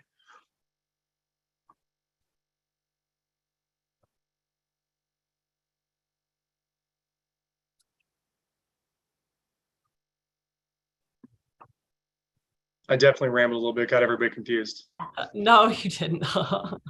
Well, if we're going to do this, I firmly agree that 1, 2 shouldn't be in the first round game. Okay, so if we need to reseed the final 8 to alleviate that, I would be in favor of that. I think that would be what we're kind of talking about, because I'm with like Jesse and Chase. I definitely agree. Right. You know, upsets are great. I don't think we're talking about upsets. So you don't want to see a 1-8 or a 2-7 be something that was going to be in the championship or almost even the final 4. I do see a scenario where if things kind of stay the same, or if the Sierra Grande moves up there and one of these boys or girls, they're 17. So if they move up 1, they're in the top 16. Now there's another one, and now maybe Fleming doesn't get in. And then we are looking at a realistic situation where the index does a great job of tracking it all season long, putting together a body of work for each team. And then we throw it out the window because a 17 went into a 16 spot, took an automatic district winner spot, and now 1 versus 2 all season long is playing in the grade 8. I think that's something that would be unfortunate.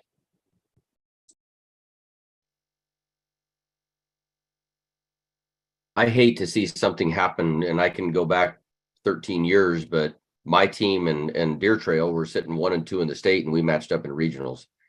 So one of us had to stay home, and I just don't want to see something like that repeat. This is a different scenario, which I think is a step in the right direction and positive movement. But I love what Sandra said. I think she's right, like about how far we've come is so good. Because when I was in high school playing, there was 8 regions, and if the top 4 teams were in that region, only 1 was going to state anyways. So you would have triple overtime games in regionals and then blowouts at state. And I think that this body of work, RPI, Max Preps combined, has brought us a long way. I just think that I think that regionals does a great job of getting you around the 8 teams that are playing the best at that time. And then from there, I think it'd be a little silly not to reseed when you see something like a 1-2 all season long, and now they're matched up as a 1 seed versus an 8 seed. I think everyone can, everyone tracks the RPI Max Preps, all season. You see 1-2, and then first round of state they're playing. Because 1A, 2A, I can take from our perspective. That's what I've played, and that's what I've coached my whole life. We see the top 8 as state. That's just kind of the way it's always been. So when you get to top 8, it would be weird to see the top 2 teams all year playing off each other in the first round. Carson, I would agree that nobody wants to see the 1 versus 2 in the quarterfinals, but speaking from a 3A perspective, I feel like reseeding the grade 8 would be a step backwards for that group. And for the reasons that I listed earlier, upsets are great. They've earned a spot on the bracket. I hate for that spot then to be taken away basically, and okay, you're now on the bottom of the bracket. And so I know that it's, and part of it is, hey, it's always been done that way, but for 3A, it's been done, we play a bracket out too. That's the way it's been done there. So I guess my question is, do we have to stay 1 through 3A as the same? Because it's my perspective and the one that I'm hearing from the 1 and 2A schools are different. And maybe I'm the only 3A guy that feels this way. I guess I should ask that question, but do we have to stay the same? No, you don't. I like you guys the same, but you don't have to.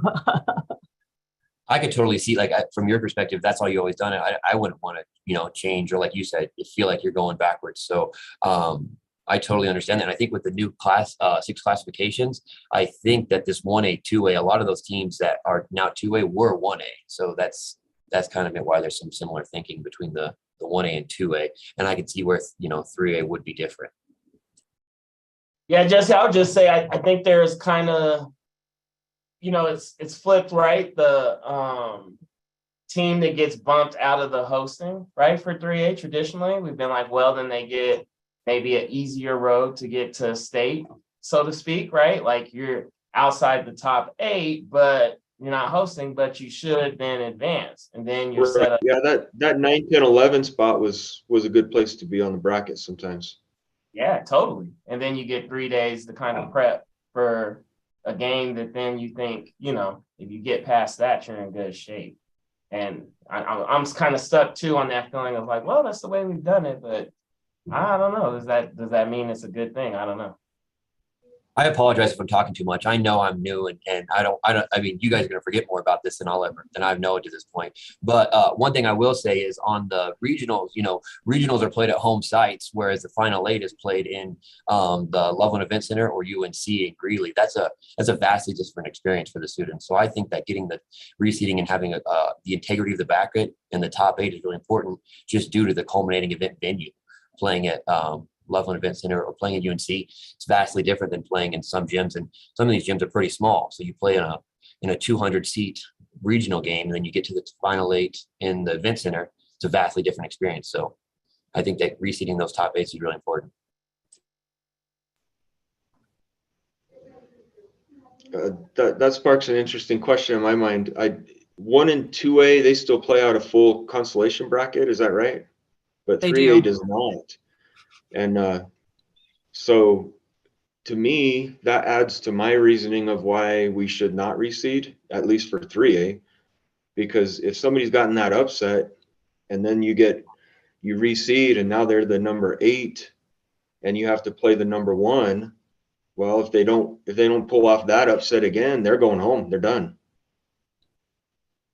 Whereas if they had upset the number 6 team or whatever, maybe they have a better chance of advancing in that tournament. I just hate to, hey, great job, big upset. Now we're going to crush you by putting you on playing number 1 seed here, that first round. So I just want to wrap this around in my head because I'm a 2A and I haven't had 3A, into it.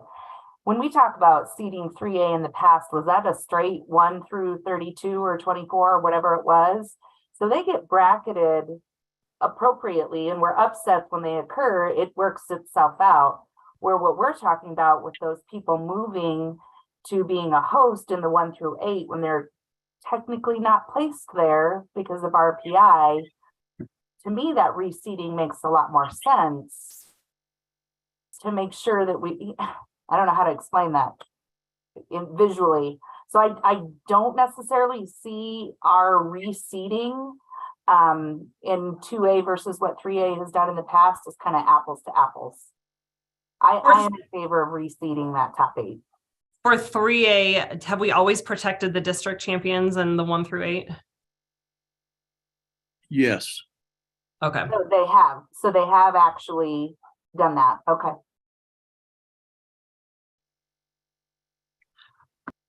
I mean, the reality is I'm hearing a strong desire from at least the 2A and 1A to reseed, 3A not to reseed. And that's where we were last year. I mean, unfortunately, the timing of this committee and getting it to the legislative council, requires that we have to have our committee meeting before we actually even give it 1 year to see how it plays out, right? I mean, we could be having a different conversation at the end of the state tournament. And I'll say that the AD who brought it to me questions about this was a 3A school. So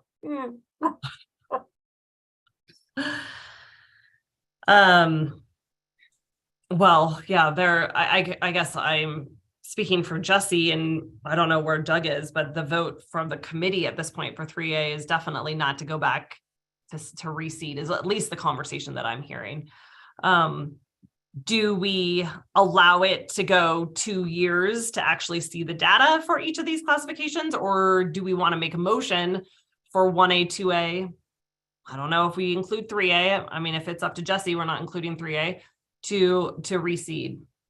I think 3A should be included. Just, I mean, the league I'm in is I'm involved with both 4A and 3A, and I'm in total agreement that everything plays out through regionals, but I would like to see it reseeded once you get to the grade 8. I hate to see 1A and 2A. We're just such different animals in 3A.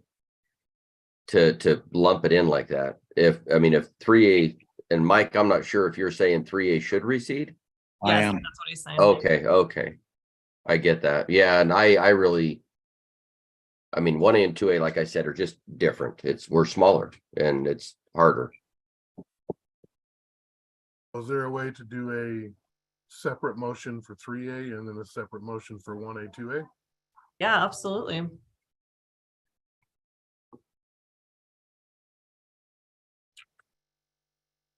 Does someone want to do a motion for, well, I don't want to lead the discussion. Does someone just want to make a motion? Well, I'll make a motion for 3A to not reseed after regionals.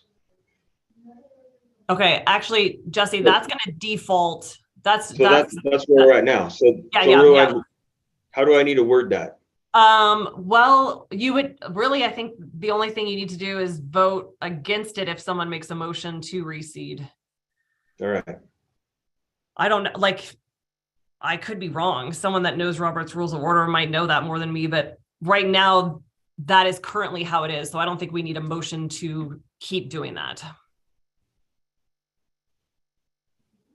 Is there any other motion in place? Or do we not reseed all classifications? I would make a motion to reseed 1A, 2A, and 3A at the Elite 8 level. I'll second that.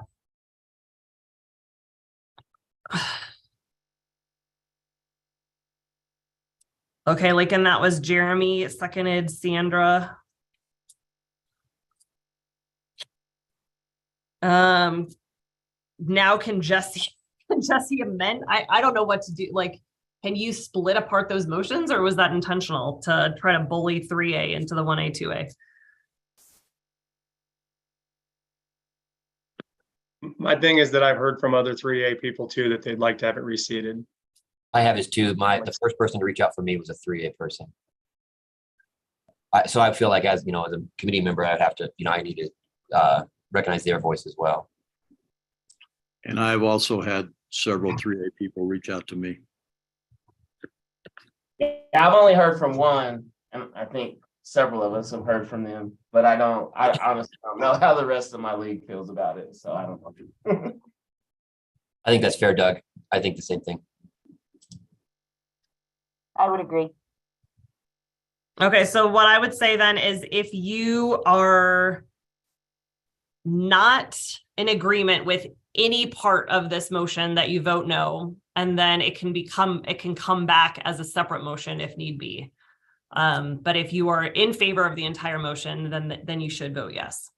Is there any more discussion before the vote happens? I know this is out of, like, I'm 5A, not here. So this is play the bracket out to the Elite 8 the way it's set up and then reseed. Is that what? That's correct. Yes. So currently this year, Bill, 1A, 2A, and 3A have districts, and then they're placed on a bracket, and then the bracket will play out through the state finals. Right. But as I look at the bracket, so take the 9 seed, right? Because that's, who is it? What'd you say earlier? Say Denver Jewish loses in that district championship, or no? Yeah, so 1A, and there's several examples, but the 1A boys example was the one where one district had number 1 and number 2. Right. That is, so now the 9 seed. So if I'm the 8 seed, I essentially have to play 2 potential number 1s in. Yeah. And if we reseed, it doesn't actually really impact until I don't know. I guess the way the brackets, is it going to have an impact reseeding? Because it's truly already set as a bracket. I'm not trying to throw a wrench in things. Where did I have it? Yeah, can you say that question, Bill? I'm trying to wrap my head When around you guys, you were talking about, so I pulled an upset and I got in as, you know, maybe I'm the 7 seed or I pulled the upset piece, I guess, doesn't play a factor. So if it was a 1 through, like if we took the max RPI combined and we true seeded 1 through 32, and then we just said, let's play from there, I would be in favor of not reseeding. The reason that I think that it's important to reseed is so that I think the Bellevue, Denver Jewish Day and the 1A boys gets pulled a lot because that's 1-2. But if you look at the 2A boys, so and this is as I pulled this last night, you've got the top 8. There's only 3 districts in the top 8.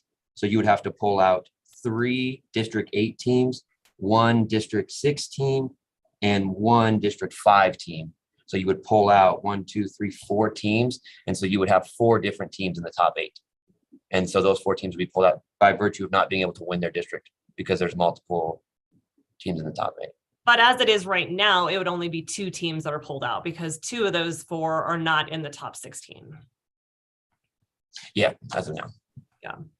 Yeah, I think the hard part for me is like, and maybe 4 out of 6 or half of these brackets it's gonna kind of work out, but I think we want to be intentional, right? We just don't want to like hope that someone's not in the top 16 and then you get room to work. If that makes sense. And that's what I'm struggling with.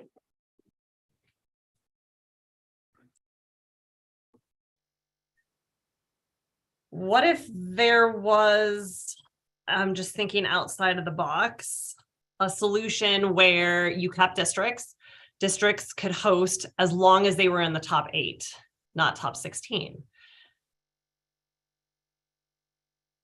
Again, I know we have a motion on the floor. I'm just trying to think outside of the box of another solution. Or I think what we talked about last night, could you just seed the bracket 1 through 32, the district winners host, but they just might not necessarily be the like white jersey team, right? Does that make sense what I'm trying to say? You lost me. You just you seed the bracket 1 through 18, and then our regional 8 sites are just happen to be who won the districts, and not or 1 through 32, not necessarily the top 8.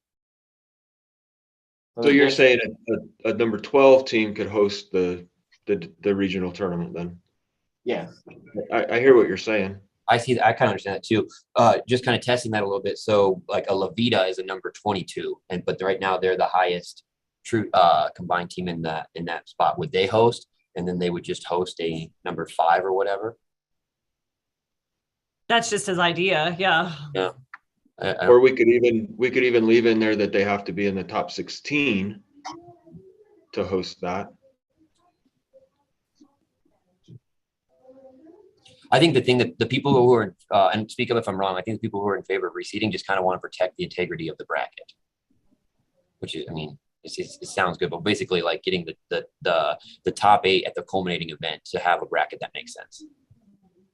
And that would do that, right? That keeps the bracket integrity. And we're just talking about where we're playing. I don't know. Yeah, I don't see how it wouldn't. It would be true seeded. It would just be hosted at different sites.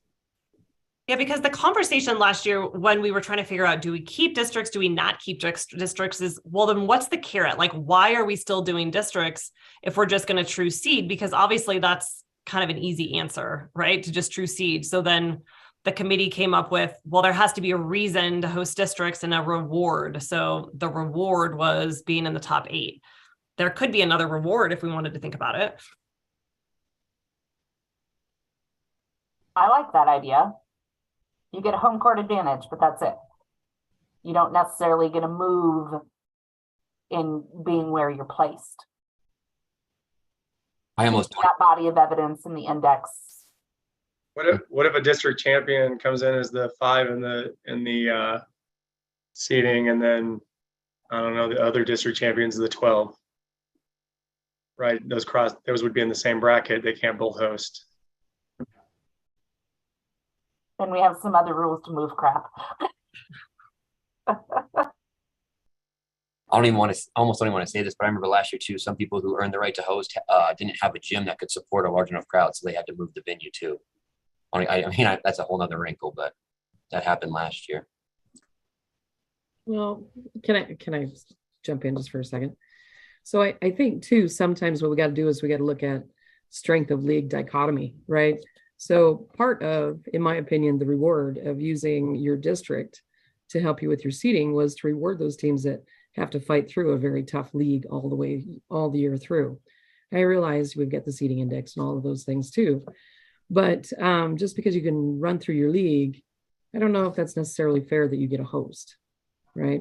Over the years, we've seen a lot of different disparity.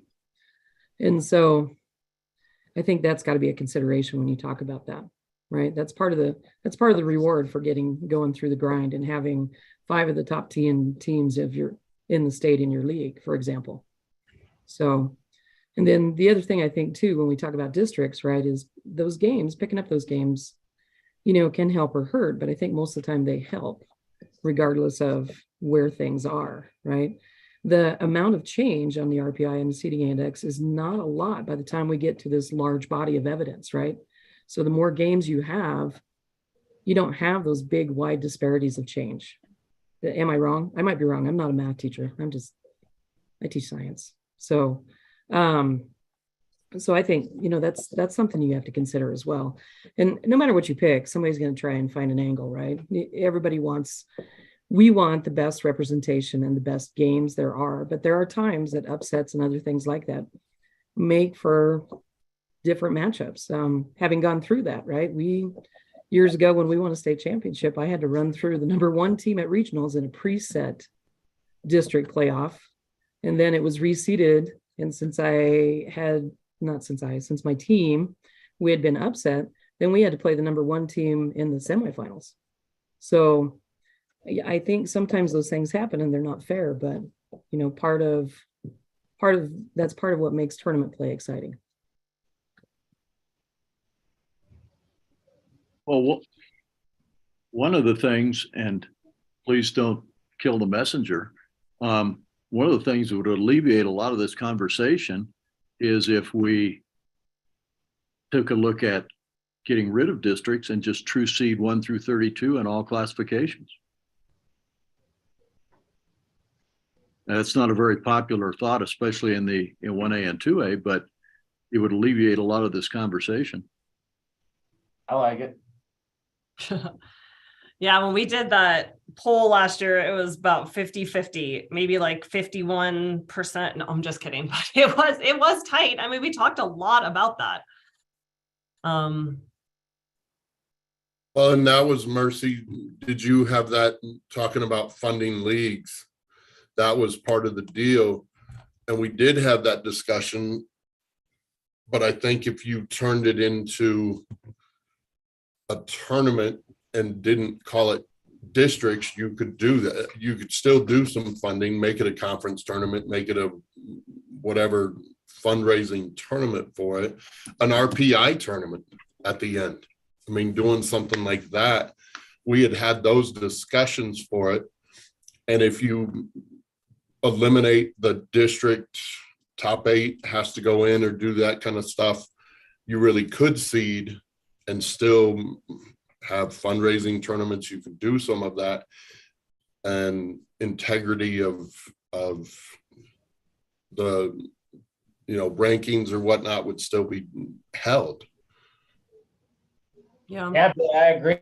I think we were in favor of district, but now how it shook out for those financial reasons, we're not, right? Like that's no longer a draw. And we'd be better doing like the I don't know, do the Patriot League, Metro League Challenge or something, and do some clever tournament at the end of the season as opposed to where we're at.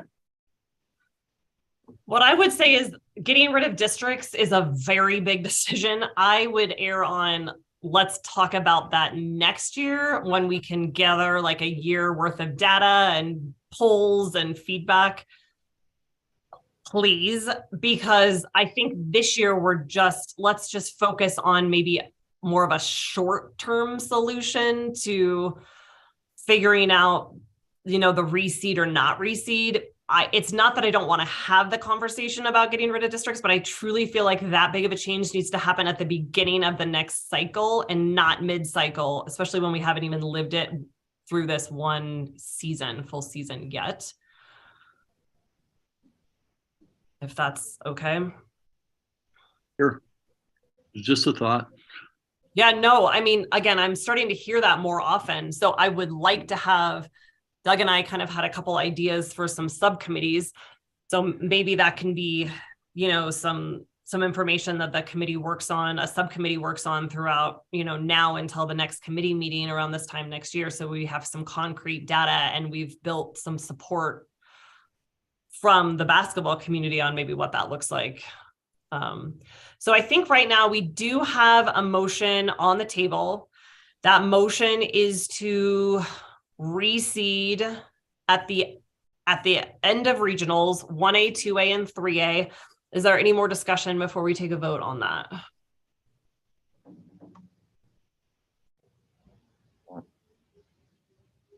So Doug, I just called for the vote if no one else has any other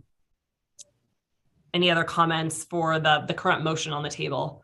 1A, 2A, and 3A being reseeded after regionals.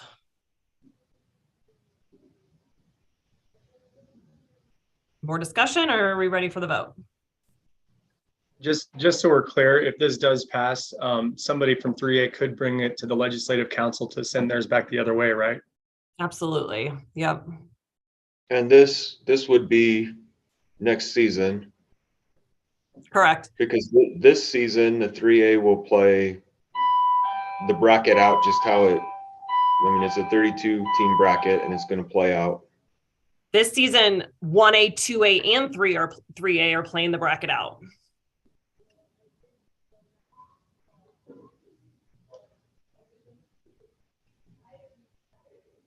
Okay. All those in favor of the motion on the table, reseeding 1A, 2A, and 3 after regionals, thumbs up or thumbs down. All those in favor. 1, 2, 3, 4, 5, 6, 7. 7 in favor. How many committee members do we have? I think we have like 13, 14.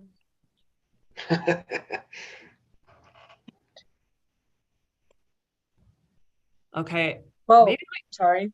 and let's do the roll call vote because some of our guests. So I'll call the name and then we do a vote, and that way we can see how many people we have and then what their vote is. So Jeremy is a yes. Nice. Pat, you're a yes. Is that right? Pat McCabe. Yes. Okay, perfect. Bill, yes or no? No. Okay. Mike? Yes. Lakin, am I going too fast? No, you're good. Okay, Sandra? Yes. Mike, Paige? Yes. Jesse? No. Carson? Yes. Rob? Yes. Chase? No. Patrick? No. Okay, where are we right there? Because Doug, as the chair, your vote will be to break it. We're at 7 yes. Out of how many people? How many people? 11. Okay, so that passes. Okay. So next year, unless it's amended, 1A, 2A, and 3A will be reseated after regionals. Okay, moving on. Go Sorry, ahead. just to clarify, no changes for in 3 weeks, 4 weeks. No. Everything's the same. No. Thank you. Okay, so going back to the agenda. Thank you guys for that discussion. Just pulling it up again. Who has the agenda? What's up next? Well, my computer is slow. Is it the shot clock? Looks like shot clock for 5A and 6A. Okay, another exciting conversation. Who wants to get this started? Pat, how about you?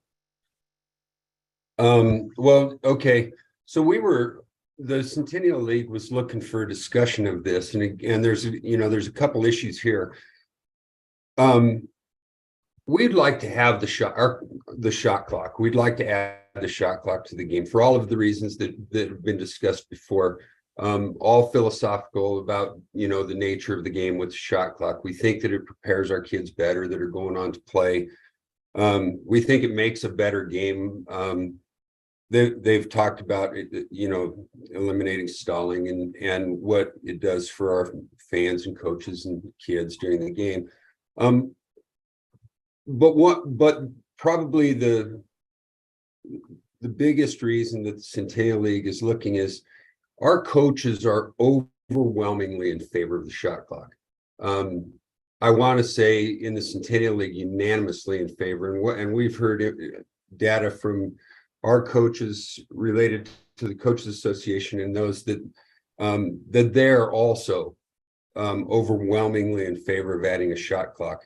Last year, when we voted as a conference, we actually did not vote in favor when the poll came to the Centennial League, but we were looking at the logistics, the cost and the personnel issues across the board statewide. And so what the second issue here, aside from the shot clock, is we'd like to hear thoughts related to the 5 and 6A, the larger schools adding the shot clock in terms of basketball. We think that might work. Pat, thanks for your thoughts. I don't have anything, not much different than Pat. It's in the northern area, it's a little bit of a more mixed bag. I wouldn't say that the coaches are unanimously in favor, but there is a large amount that are. Again, for those of us that are ADs right now, we know how hard it is to find a ticket taker, let alone an additional worker that might have the most responsibility of the night at that. But I don't think our decisions should be based on fear.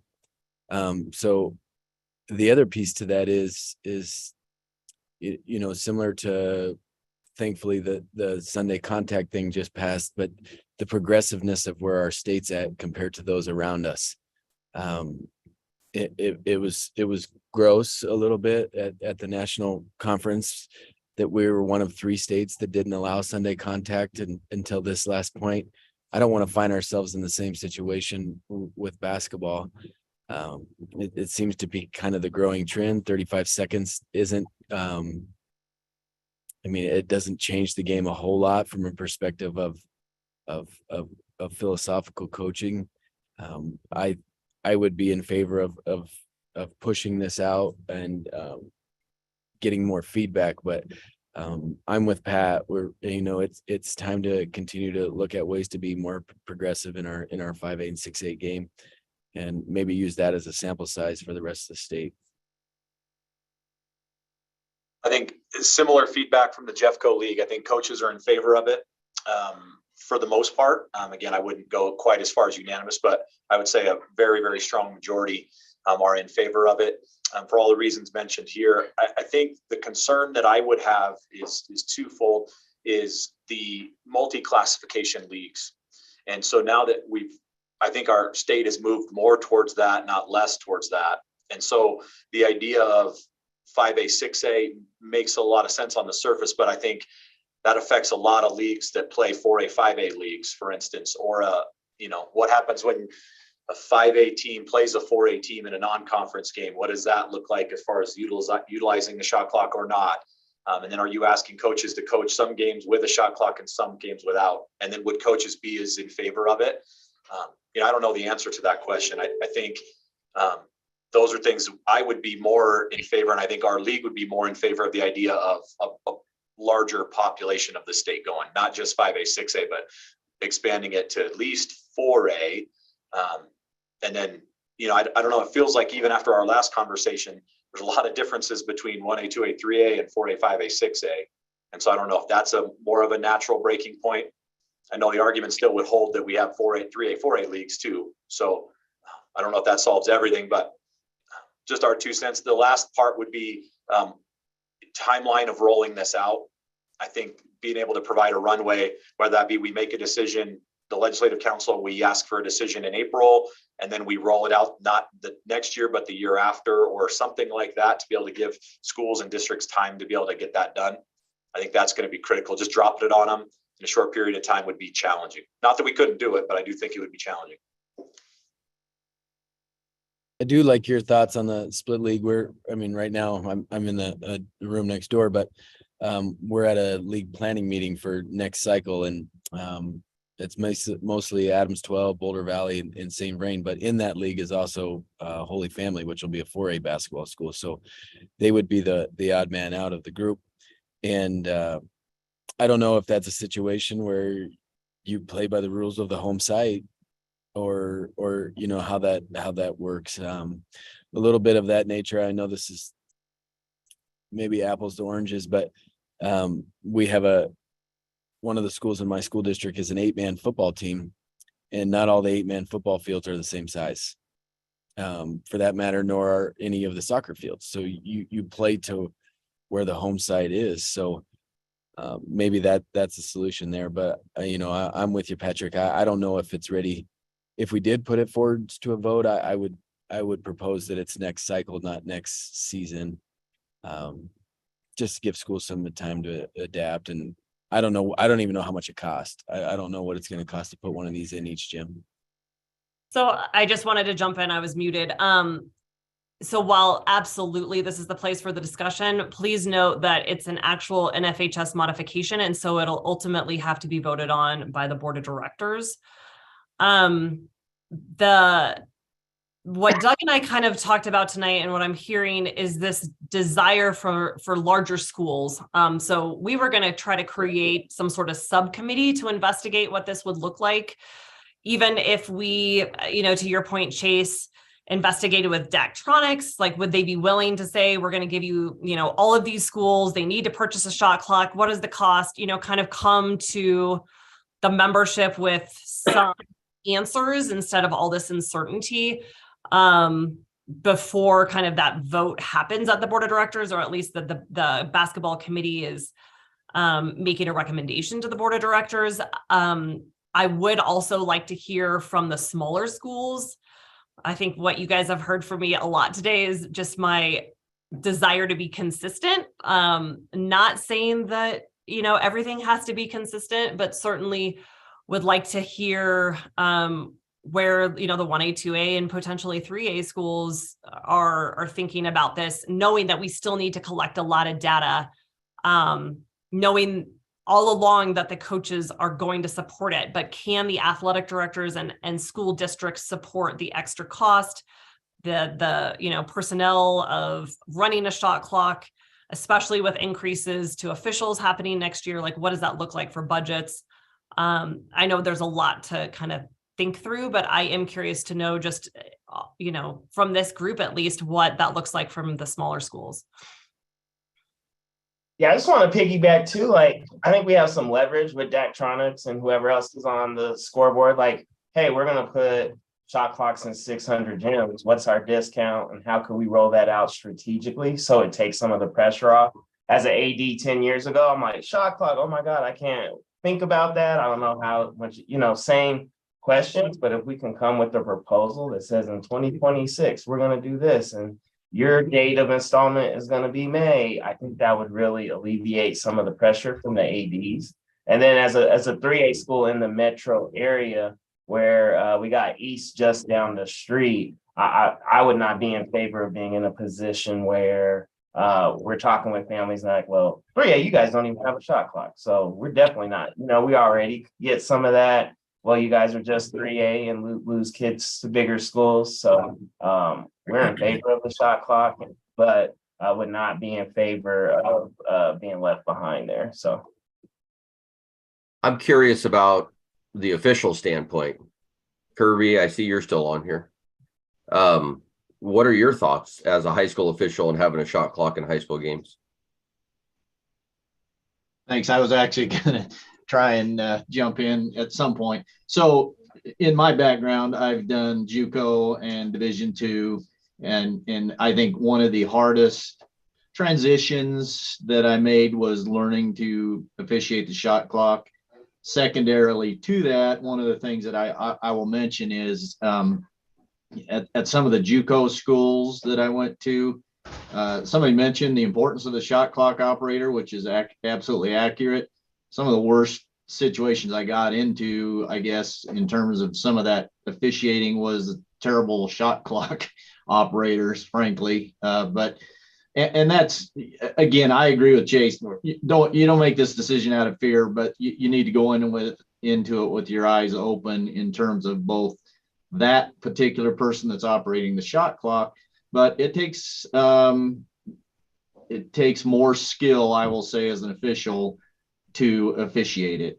Not to say we can't do it, but I will say, and we all know the reality of the officials ranking, if you will.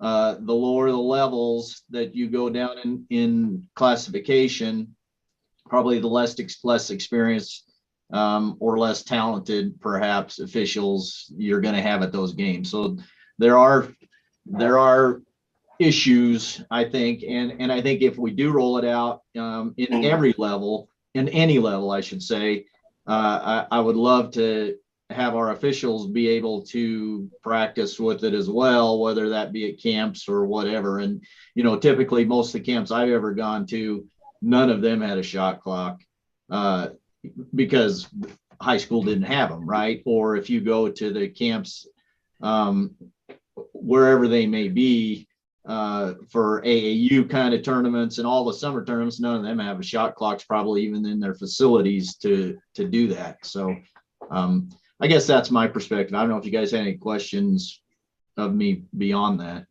Hey, Pat, I got a question for your guys' proposal. Is it varsity only, or is it sub varsity as well? Yeah, I think it's all levels. Yeah. Okay. I would actually support that because it's partly, as we know, it's training officials too at the sub-varsity levels. And so much prefer that if you were doing it, you would do it at every level just for the training aspect. So my question, if one of the big proponents or one of the pros of the shot clock is it's better for basketball, why would we not include the smaller schools in that?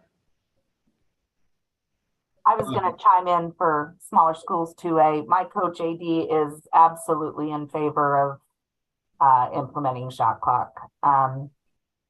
My role, superintendent, it's the personnel, training, money, all of that stuff. And if I go back to my roots of being an AD, money's not the reason you don't have a good game. We all adapt. Uniform prices go up, official prices go up. Now we have a shot clock. It just becomes part of what we do. Track meets used to not have electronic timing systems. Now they do. It's part of where we're at. So I personally would like to see, a subcommittee or somebody get together and come up with that rollout plan for the entire state, all classifications, all levels. That includes, some sort of tiered approach to it to give people that time to get on board. It's happening, in X number of years for whatever school you are. So get going. And Sandra, I Thank you appreciate for you. coming. I appreciate you saying that, because it's, the nice part about this, even with the subcommittee, is we don't have to create the wheel here. There's many states that have already done this, and we can see where the mistakes they've made in their rollouts, and we could use data from around the country and different associations that have successfully implemented shot clocks. And similar to your point about electronic timing, like that was kind of a panic when it first started. Now it's just the thing. It's just what you do. And you go to these other states and you walk into the gym and there's a shot clock, and that's just what they do. So I appreciate what you said, because with the subcommittee, we could just dive into other states and see where they went right and see where they went wrong, and hopefully roll ours out as the best state next. Would be my favor. Can I make one last comment? In my experience, the thing you need to go into, I think, knowing is there's a wide variety of these systems in terms of, do you have a border around the backboard that lights up, or do you just have a red light behind the shot clock that lights up, those kind of things. But one thing that was really good to have was a recall. And I don't know whether that's standard now, but I officiated some schools that had it, some that did not.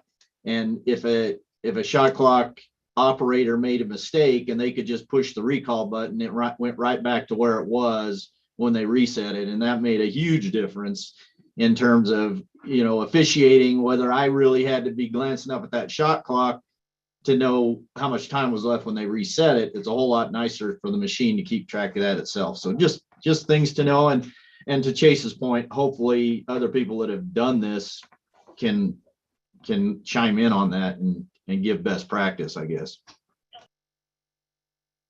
One more small school perspective, kind of bouncing off what Sandra said, was our superintendent went from a per hour basis for game workers to like a per game basis. And we went from begging people to sign up to now we've got lines for it. And we've got like standardized clock runners and stuff. So we have seen success just by making one little change, and we're getting consistent workers at the games more. So it's been a better year in that sense.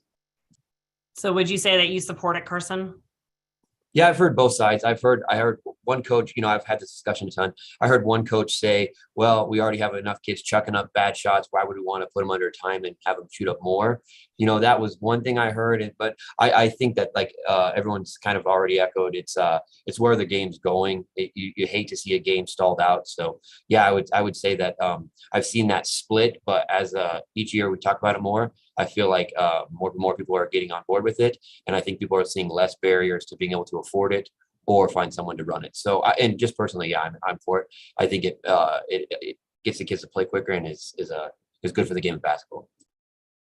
Thank you. I think the only people I really haven't heard from, because I know Rob is in favor, but go ahead, Rob. Yeah, I just unmuted. Thanks. Hey, real quick, obviously, yes, Continental League is in favor as well. And it's actually great to hear smaller schools. I was from a smaller school that has a possibility of that helping them out too. I think that's great. But I think the timeline might be something to talk about, maybe especially smaller schools, but even us, for our district to get stuff installed, it seems to be taking a long time. So I think I'm a little bit worried about if we did it next year already, just with timelines, but absolutely the next cycle, we'd be loving to getting this thing going and up and running. Thanks, Rob. Jeremy and Mike, I don't think I've heard from you guys. Well, go ahead, Jeremy. Yeah, I'm for it. I echo what Carson and Sandra said. Coach me would love it. Athletic director me, as long as I have enough time to plan out getting the shot clock and getting the finances for it, would love it. And then just diving into getting the workers part, I think would be good. Of course, I'd talk to the rest of our district and league to see what they think, but at the end of the day, it would be good to get that subcommittee going just to get it rolling. I went to the All-State games last year where they had the shot clock, and I didn't see that it made an appreciable difference. I think it only went off 1 or 2 times. So I don't think it's going to change the game that much. I obviously have the same questions that you all have, and that is paying for it, finding workers. But I like Chase's idea. I mean, it's going to happen. We'll figure it out. It's just an evolution. Personally, as a coach, I've never been in favor of it, but like I said, in watching the games at the All-State, it really, I didn't see that it affected the game one way or the other. So why not? Can the shot clock be turned off when the mercy rule goes into effect? That would be a really good question, because, you know, we put the mercy rule in to try and keep from running up the score. So I would think so. Kirby, could you help me answer that question? Would that be okay from a rules perspective? Well, I think, you know, the mercy rule is a state rule anyway. So I think that's one of those rules that we can make up. And I would absolutely be in favor of turning it off when the mercy rule was on, because you're basically countering what you're trying to do with it if you don't. Perfect. I think like Chase said earlier, the other states already have the shot clock. Other states also have the mercy rule. So you could check with other states to see what they do. I'm kind of like Mike. I'm an old school coach, and not necessarily in favor of it, but I don't think it changes the game, because I don't think some teams can hold the ball for 35 seconds. Exactly.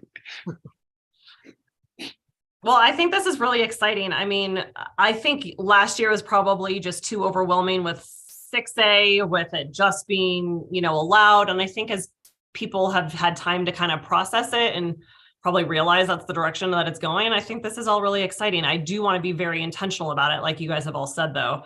So maybe that's, a charge to Doug and I, is to reach out to you guys, after this meeting, figure out who wants to be in a subcommittee, maybe reach out to a few other additional people.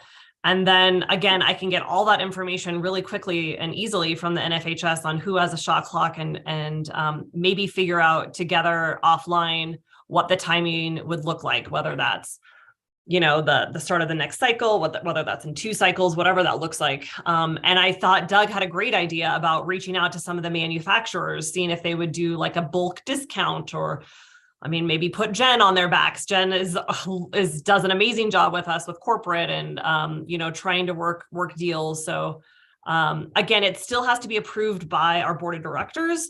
And I don't know when or how long is appropriate before we approach our board of directors, before we do all of our homework. But that's something certainly that the subcommittee can work through. And I know some of you on this committee have been on our board, so kind of understand that process. But I think that was a really positive discussion. So thank you. Does anyone else have anything that they would like to talk about regarding the shot clock? One quick thing, Bethany, and this is just maybe my confusion.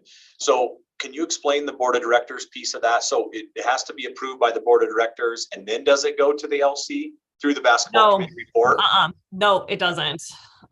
So the rules modification, at least as how I know it, is that a recommendation can be made by this committee. And to be honest, I think we're almost ready for the recommendation of just saying the committee would support looking at a shot clock. It seems pretty unanimous, but any modification of an NFHS rule, which is what this is a vote by the board of directors. And it's just that. It doesn't have to be then approved by the legislative council, is my current understanding. So if I'm wrong, I'll come back with different information. Bethany, from my experience on the board, I think you hit it spot on, because remember we explored this with not switching sides in volleyball. Yeah. And it had to have the board approval, since it was an NFHS rule to switch sides. Yeah. Same thing. Perfect. Thank you. Okay. Any other comments on that? Awesome. Thank you. There was one thing, I'm so sorry to drag this back to the vote that we just took about the seating. I just wanted to make sure that we're 100% clear so I can write the committee report. How will the teams be reseated after regionals? When will the index stop? To me, it makes sense that the index stops after districts, regionals are seated, and then you are reseating for state using that same index prior to regionals. Am I wrong in thinking that you go back to that list? Because if you don't, then and if you want the index to continue to run through regionals, then the committee or the seating committee is essentially placing you on a bracket based upon XYZ, if you hosted districts, if you didn't, and then how the results of regionals would then play into the index. So would it be consistent to say that the index will stop after districts. You're seated per the criteria. If you're a region or a district winner and you're in the top 16, you're in the top 8, etc. And then for the state seating, basically, I don't even need a committee. I'm going in, I'm seeing who has advanced the regionals, and then I'm seating you on the bracket straight off of the index. Is that the direction that the committee is giving me? So, but you're still saying stop the index after districts, not regionals? That's correct. Because RPI for top seeds will go down. Exactly right, because you're going to be And so, playing against those lower yeah. those lower teams. Yeah. Go back to those original ones. That's true of districts as well. Yep. You can't control who's in your district. And the good teams are going to play the bad ones.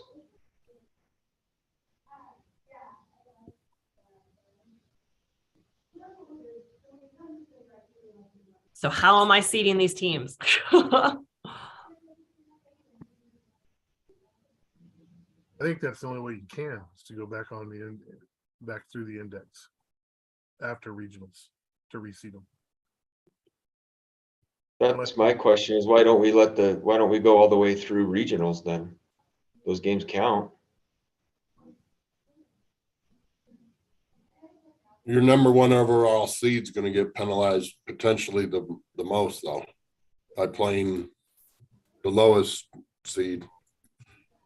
Your 8, 9, or your middle twos, they're going to get the more favorable RPIs out of it if you do it all the way through regionals. What did we do last year, Bethany? Well, we stopped before districts last year. Yeah. I can tell you for volleyball, we stop before regionals, and then state is simply done based off of that same list. So we do not run it through regionals for volleyball for the reasons I think like Bill just said. And that works well for volleyball? And for volleyball, yeah, I mean, you win. And if there's an upset, you don't take that seed, but you simply, you go back to where you were on the list. And then I don't even need a seeding committee. You just placed onto the bracket 1 through 8 based upon who's advanced the regionals.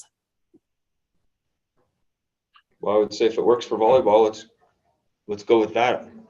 So the thing to emphasize though, is that your regional seeding is not what the index is exactly, just so we're 100% clear, right? So the index is going to give, for the most part, people their seed to regionals, but with the upsets, the regional seeds could be and will be different than straight off of 1 through 32 with the index, okay? So state will not take the regional seeding, state will take the index seeding. Does that make sense to everyone?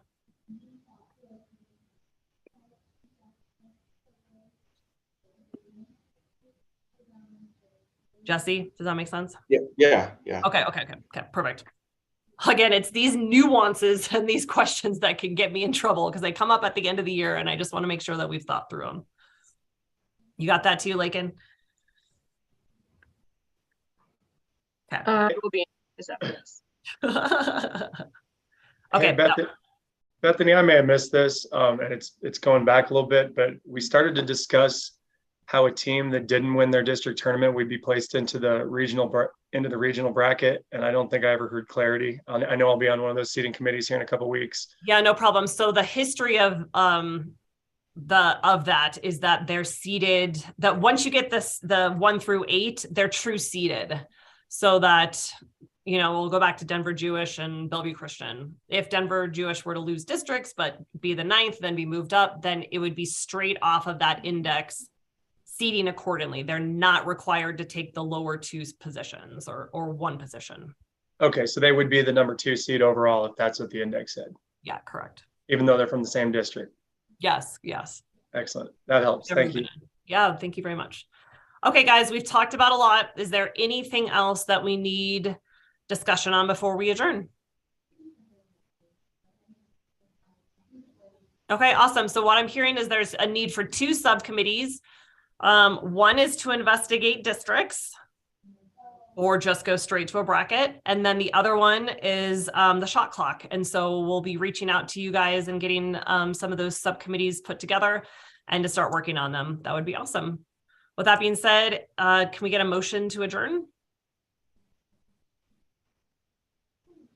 Motion to adjourn. Second. Okay, awesome. Thank you guys. Again, I appreciate you so much being on this committee. If there's any questions, please reach out. Thank you to all of those that are going off. Sandra, Mike, Bill. Thank you guys so much. And it's been a pleasure working with all of you guys. So have a great rest of your day and we'll be in touch. Thanks. Bye. Thank you, Bethany. Appreciate it. Thanks.